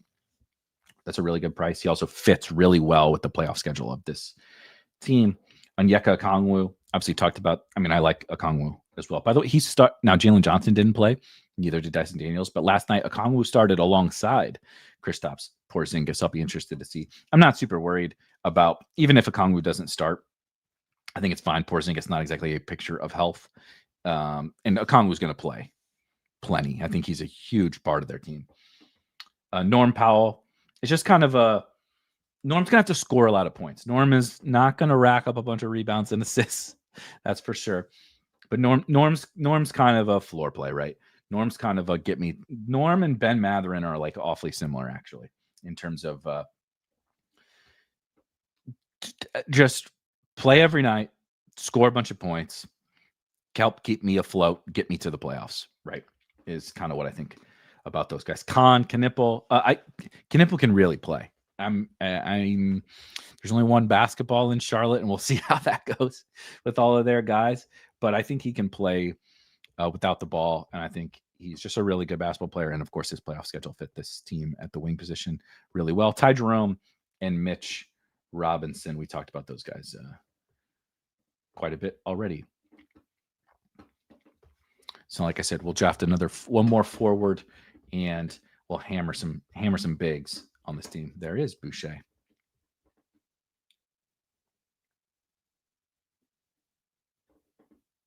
Westbrook. Dort. Yeah, this guy's Clay. Yeah. Oh, well. Clay, Caruso, Dort.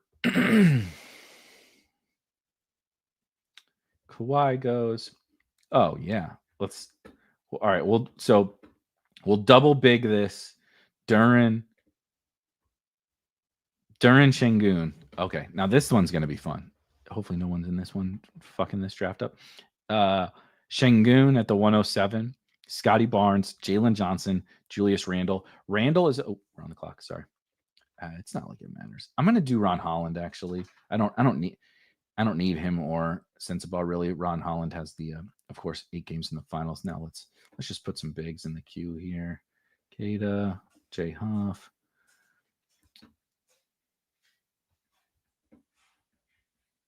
Oof. Tough scene down here. I just want to put Misi, Garza. What about a little Kalkbrenner? I have Knipple on the team. Vucevic. Okay. Anyway, back to the team that's probably not going to get thrown out. Really good price on Jalen Duren. Lock in Şengün, Duren, and then these 3 strong wings, and we'll start to get to some guards. Draft Bona. Yep, agreed. Definitely agree.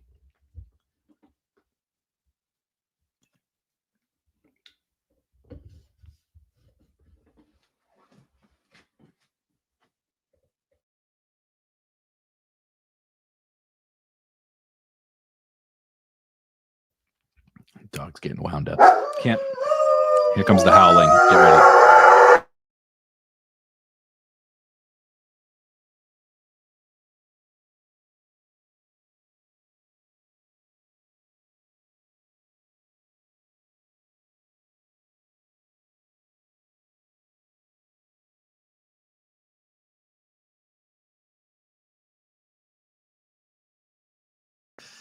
This is my life with 2 husky shepherds howling away, howling at the moon, and at 10 a.m. And now we lay down.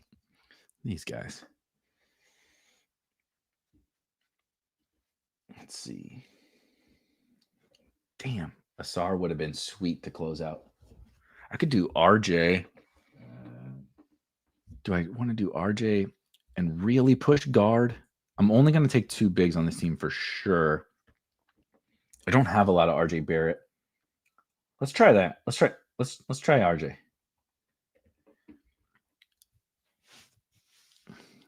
This is going to be an insane team, but very fun.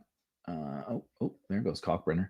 Okay, let's do Kada first, just in case this team doesn't get thrown out. Let's make it decent. one more pick, and we have Okongwu, Mitch Robb, and Keita at the big position. That's pretty good.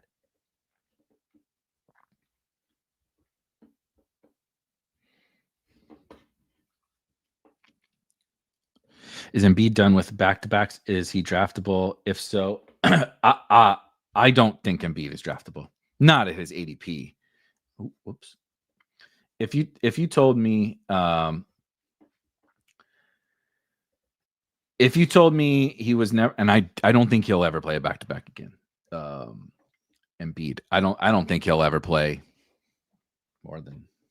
I think the dream outcome would be 50 games for Embiid or something. I just don't see it. Maybe it's my own ignorance, and I lose to Joel Embiid at a cheaper price. He's just not young anymore, and these injuries are so insane. They've had no playoff success because he's never healthy in the playoffs. I think they're going to do everything they can to just get him through the regular season. No bully center lineups where he's the third. What is he adding to a bully center lineup? If he's not I'm covered on the weeks where what's the best he's ever going to do is play 3 games in a week, right? The absolute best. He's the other thing that's crazy about Embiid is we're banking on him just always being Joel Embiid from a fantasy sense. It's injuries also wear down your skill level. The most recent times we've seen him, he was nice. Pritchard comes back here. That's big. Huge for this team. Look at all those guards. Wow. Dude, yeah. I don't know what's going on with these people money laundering money laundering in these drafts. I have Embiid ranked, I can tell you. I definitely haven't taken him. Oops. I have Embiid ranked 100 overall. That's about where I would take him. We could split hairs on rankings are. Should he be 90 or 85? Maybe, but I think in the 40s is wrong. He's just not gonna. He's just not. The skill level attrition is a real risk. Obviously, the games played, the minutes played when he does play. Right, that's the other thing. Is okay, so he's gonna. Let's just say he plays 50 games, but he's gonna have games where when is he gonna play 36 minutes? Never. What's he going to play 30 minutes a night? Which, of course, he can drop 50 and stuff in 30 minutes. But it's just, I just don't feel the need. I can win with a lot of other guys.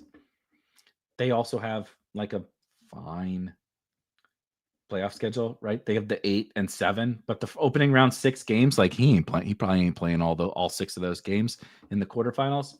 He definitely ain't playing all 8 in the semifinals. I don't know.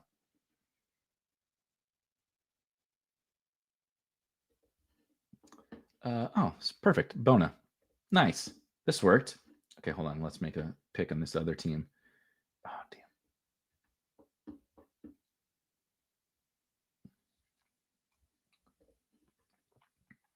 I'm gonna with Ivy's injury, I'm gonna pull up Shepherd here. I don't know if you saw Reed Shepherd's line from the Rockets preseason game last night. We'll get to it in a second. Let me read off this first team. Let's not talk about the fact that the one guy took a ridiculous team. At the guard position, we took Luka, Giddey, Reeves, Quickly, Cam Thomas, and Ty Jerome. I like that. Scotty Barnes, Denny Avdia, Benny Matherin, Norm Powell, Con Knipple, and Ron Holland. Obviously, Holland just and frankly, Knipple as well. If I need those guys for the first couple months, this team's probably in trouble. And then obviously we punted off at center. Okongwu, Mitch Robinson, Neemias Queta, and Adem Bona. It's a good team. We'll see what happens with that dickhead in the 10 spot. We built a 0 guard team on this other team with, out of the 7 spot, took Alperen Şengün, Scotty Barnes, Jalen Johnson. Didn't have any Jalen Johnson with these guys. Didn't have any Julius Randle with these guys. Randle is an interesting one that I don't really love. But again, he has this fun little 8 in the semifinals. And when you draft a lot, like I mentioned with the Wizards and stuff, when you draft a lot of Houston and Detroit, and we got Toronto on this team, Atlanta. None of those guys have 8 games in the semifinals. So even though Julius Randle is probably not going to help me in the quarters much and probably not going to help me in the finals, theoretically he can help me advance a little bit, and then he can help me in the semifinals, filling in that gap for me at the wing position. So I'm a big fan of mixing him into some of these teams. And then of course, Boston has 8 in the quarters, 8-7-7, so pretty good for Peyton Pritchard as well.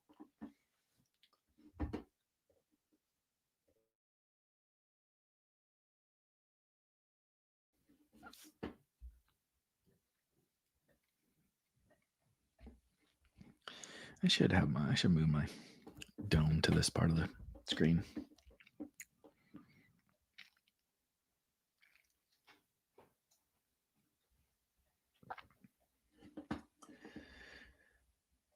Yeah, so I'm not going to take any more bigs on this team. Probably 9-5-2 will be the plan of attack here. We are on the clock. Okay. I guess the question starts to become, when do I take Jaden Ivey? I know he's out for a while.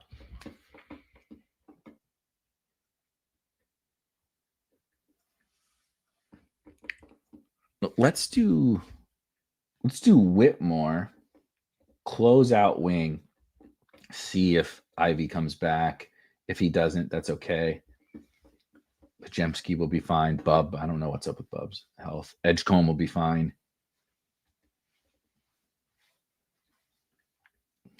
I could take a Trey Johnson team. I don't mind a Trey Johnson team. He's a fit on here. Ooh, okay, there goes Ivy. Pajemski, Edgecombe. Maybe we'll do a Trey Johnson team.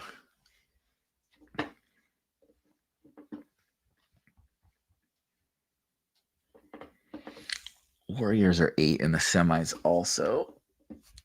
So that's nice. Getting the right blend of playoff weeks here.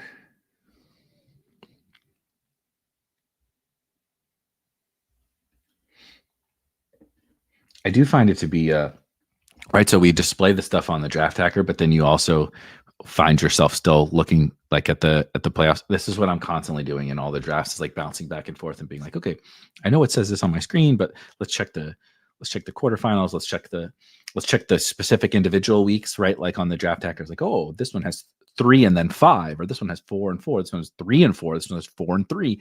They're like constantly trying to blend the playoff weeks while also blending your favorite players onto those teams. The puzzle, it's funny because I don't really like traditional puzzles. Like, you're right, you buy the box, it's got the picture on the front of it or whatever, and you put all the pieces together. But like games that are like putting a puzzle together, right, with like an end goal objective, is like, especially like peer-to-peer style. I don't know why I don't like putting regular puzzles together, but I like these sorts of puzzles quite a bit.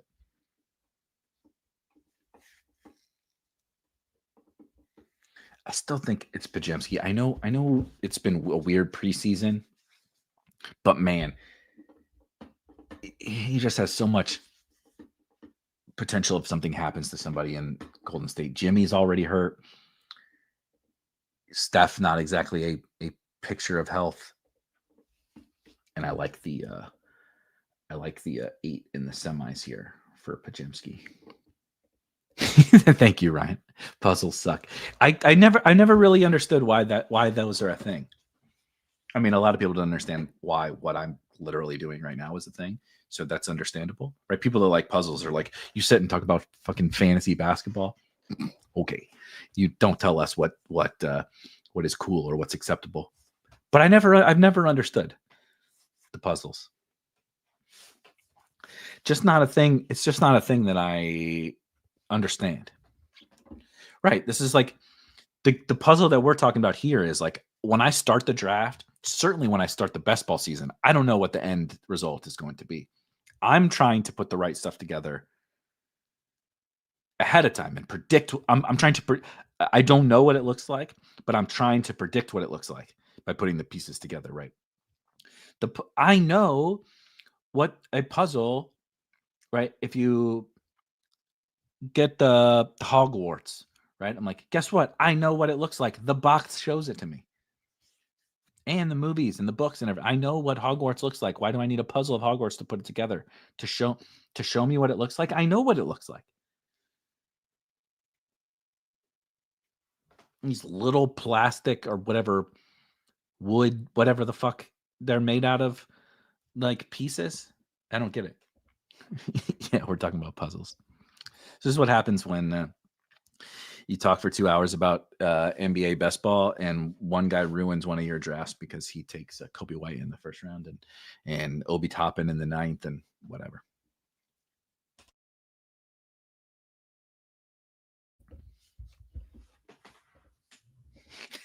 That might be a little extreme. I respect the hyperbole though.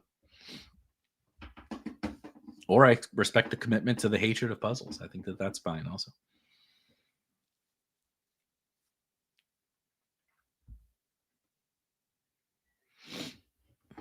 Damn, Trey Johnson almost made it back. That would have been nice. Well, there's some other solid options here. I should add a bunch of guards to the queue, though, because we're going to be taking a lot of guards the rest of the way.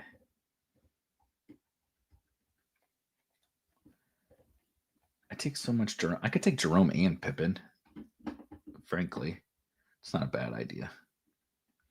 Davion. God damn it. Edgecombe and Trey. That sucks. Edgecombe and Trey go. Let's do Pippen. Do the Pippen plus Jerome. Memphis 7-7-8, pretty solid. I need some more eight finals guys. So Memphis helps with that, and just be like, okay, well, Ja's not playing in this final. Give me Jerome or Pippen, right? I'll use 2 spots to find one dude in the absence of Ja on Memphis. Yeah, I agree. Wounded Geese says, I'll be surprised if they toss that draft. I actually agree. But sometimes some stuff gets tossed that I don't expect, and sometimes some things don't. It's a real black box. It's a real puzzle. It's a real puzzle. It's a real puzzle that is real, where I actually don't know how the sausage is being made on the drafts being thrown, as opposed to the Hogwarts puzzle that we're talking about.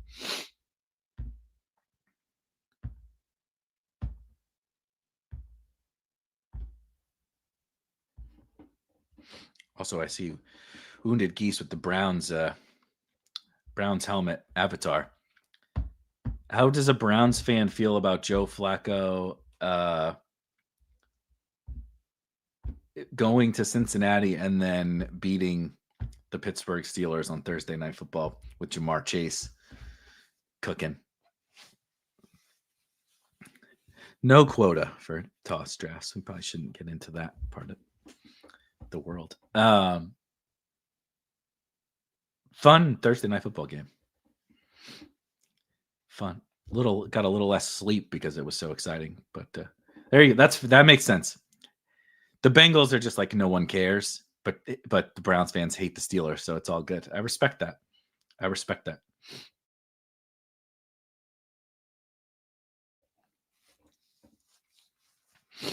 That's how I feel. About. So I'm also North Carolina. Like, I'm a big college basketball fan, and I'm a St. Louis University fan, but I'm also wow, Bub's still here. The Bub injury got people.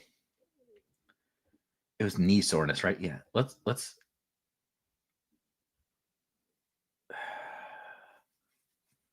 What number is my next pick? 151. I got to commit to the Jerome thing. I'm sorry, bub. I got to commit. If I'm going to do it, commit to the strategy. So through 12, so we got four more picks, 4 more guards, because we went. My first guard on this team, by the way, for anybody just listening, while they're doing the dishes or what have you, Peyton Pritchard in the 7th round. We went full zero, never go full zero guard, but we went full zero guard. Alperen Şengün, Scotty Barnes, Jalen Johnson, Julius Randle, Jalen Duren, RJ Barrett, and then we finally got to some guards, right? So 4, we're sticking to 2 bigs. I mean, Şengün and Duren is an awesome pairing for the regular season, for the playoffs, for everything. Two in the top 5. Great. Sounds great to me. Scotty Barnes, Jalen Johnson, Julius Randle, and RJ Barrett also seems pretty good. And then we augmented it, right, with, of course, my guy, if you know, Cam Whitmore, currently my highest owned player. But the beauty of the Whitmore thing is the 8 games here in the semifinals is especially even more advantageous for this particular team, right? Where Toronto has 6, 7, 8, Atlanta has 5, 7, 7. So I'm in need of a little bit of semifinal juice there alongside, right? Randall, of course, has some semifinal juice, but it just kind of fills in the gaps a little bit alongside the Toronto guys and Jalen Johnson. And then we hammer some guards, right? Peyton Pritchard, Reed Shepherd, Brandon Pajemski. Also, these blended playoff weeks are pretty nice. Scottie Pippen, Ty Jerome to do a little double whammy of, look, it was a great question. My belief is Ty Jerome is a better pick than Scottie Pippen, but at first I thought it was Scottie. So maybe I was right before, right? When we, opened the slate when double dribble dropped. Say that one 10 times fast. I kind of thought it would be Scottie Pippen, and now I've sort of flip-flopped on that over to Ty Jerome. But who's to say it isn't Scottie Pippen, right? So just take them both. They could both be winners. The question now is, do I buy this Scoot dip? On a team with 9 guards, feels like a pretty good time to buy Scoot, actually. I know he has a torn hamstring. I know he's going to be out for quite a while. But that's also all the more reason that he'll be playing down the stretch, theoretically. And I was pretty high on a Scoot breakout this year. Let's get some more guys in the queue here. I think Wells would be one bridge too far. AJ Green with a 4-year, $45 million extension for the Milwaukee Bucks.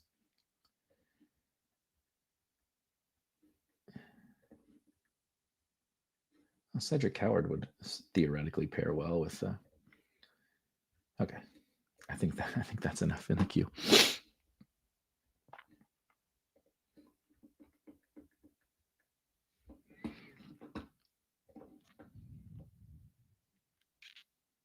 Damn it. I should have taken Keyshawn. That was stupid. I wonder if... See, it is interesting. Now, this is not me comparing Scoot Henderson to Jason Tatum or Kyrie Irving or whatever, DeJounte Murray or anything like that. But it is interesting that in underdog drafts, people are very willing to take Tatum or whatever, hoping for a late season return. I understand that, like, all the video and the reports and everything, or how well all their rehabs and stuff are going.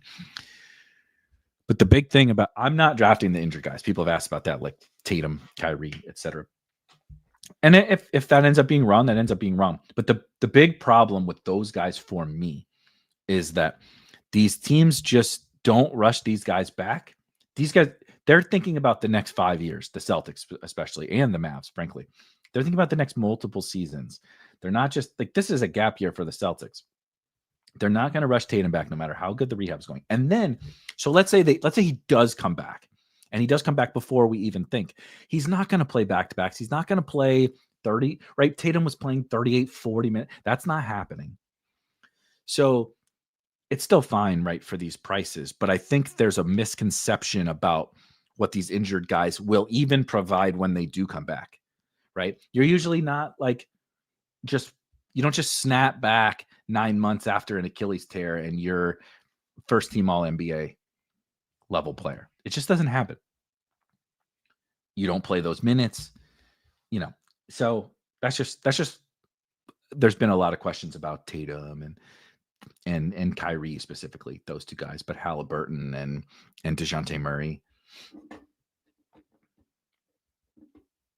I don't think I need to do that. But again, I just took Scoot as a torn hamstring, and I just took him.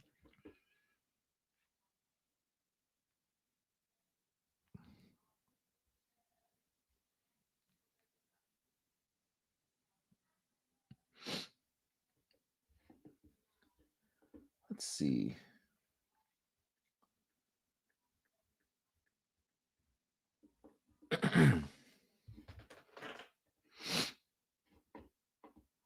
All right, I'm gonna take IO now.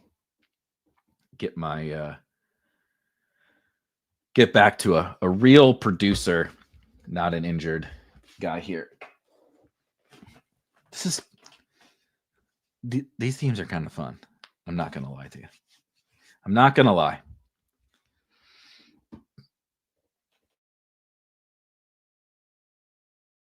Hilarious thing is, despite 3 wings in the first 4 picks and 5 in the first 7, or 4 in the first 6, excuse me, and then even Whitmore in the 9th. Yeah. Part of me has this weird like hatred for the right. I'm like a little bit concerned about those playoff weeks, which tells you about how much I value those playoff weeks. It's why I'm so high on a lot of these the combination of some of the players.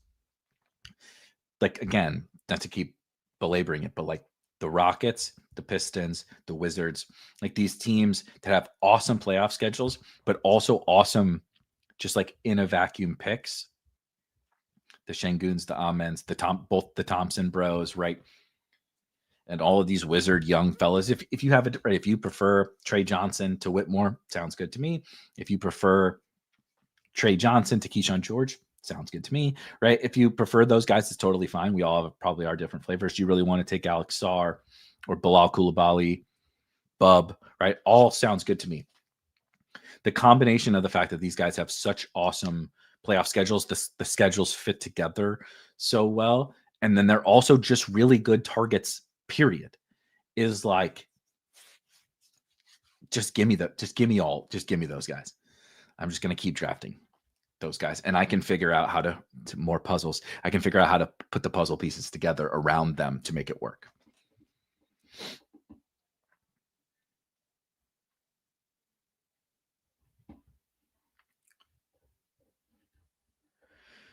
Terrence Shannon, my guy.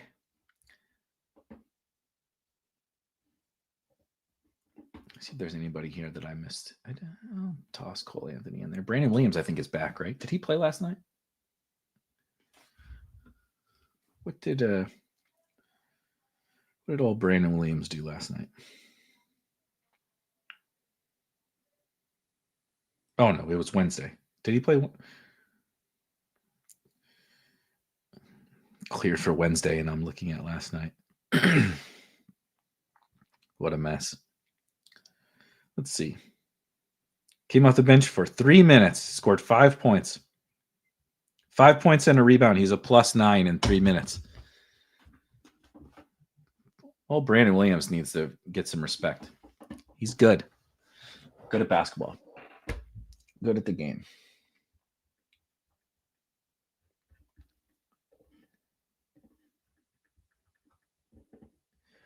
One more guard, and we will get out of here and we will go enjoy our weekend.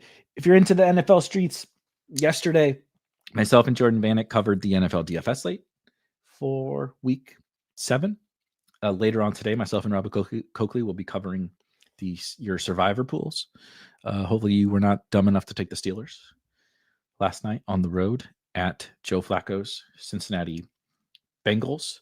The rankings for, if you like, Underdog weekly drafts or Drafters weekly drafts, those are out. And again, be on the lookout next. So Monday and Tuesday, I'm going to do a bunch more NBA stuff.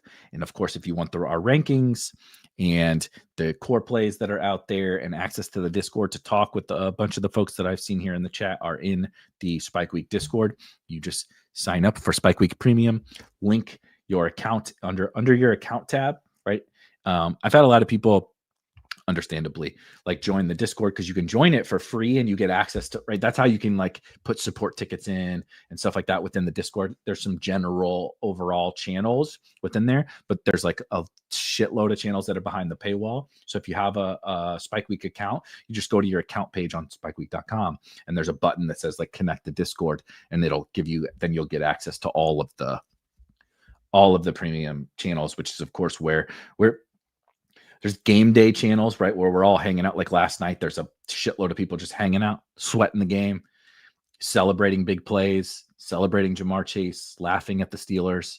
And the same thing's happening for the NBA, where we got a bunch of fellow sickos hanging out, watching the NBA games, talking about the things that they're seeing, enjoying some good basketball, right, with some internet friends. A lot of fun in the Spike Week Discord. Viper takes Day'Ron Sharpe. Day'Ron Sharpe, good basketball player. I mentioned I'm a UNC fan earlier, and then I went down a different path. But again, yeah, that's like a kid from Carolina transferring to NC State, but then beating Duke would be the Flacco things. Like, it's fine. I think it's fine. I should have paid more attention here. Okay, so if I don't have Derek White, I don't have any of the other. Let's do Shireman, I think. Let's do Shireman. Oh, no. 8 is the max? Oh, shit.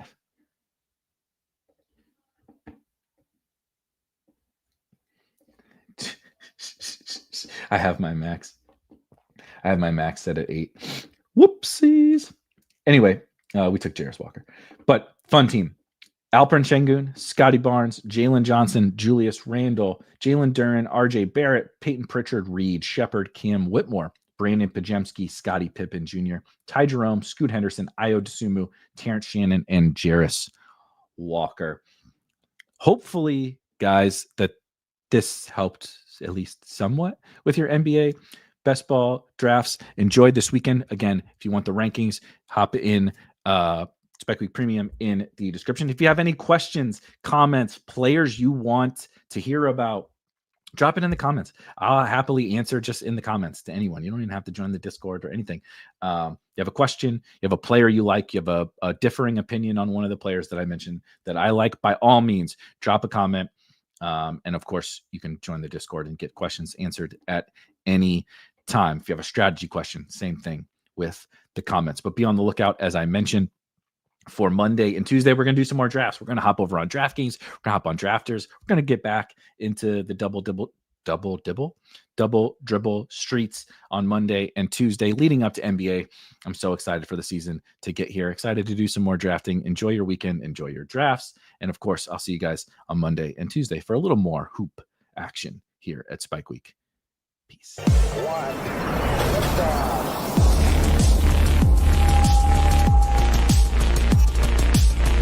Woo! Those were some spicy takes. Want to stay up to date with all of the other spicy takes we're going to have over here at Spike Week?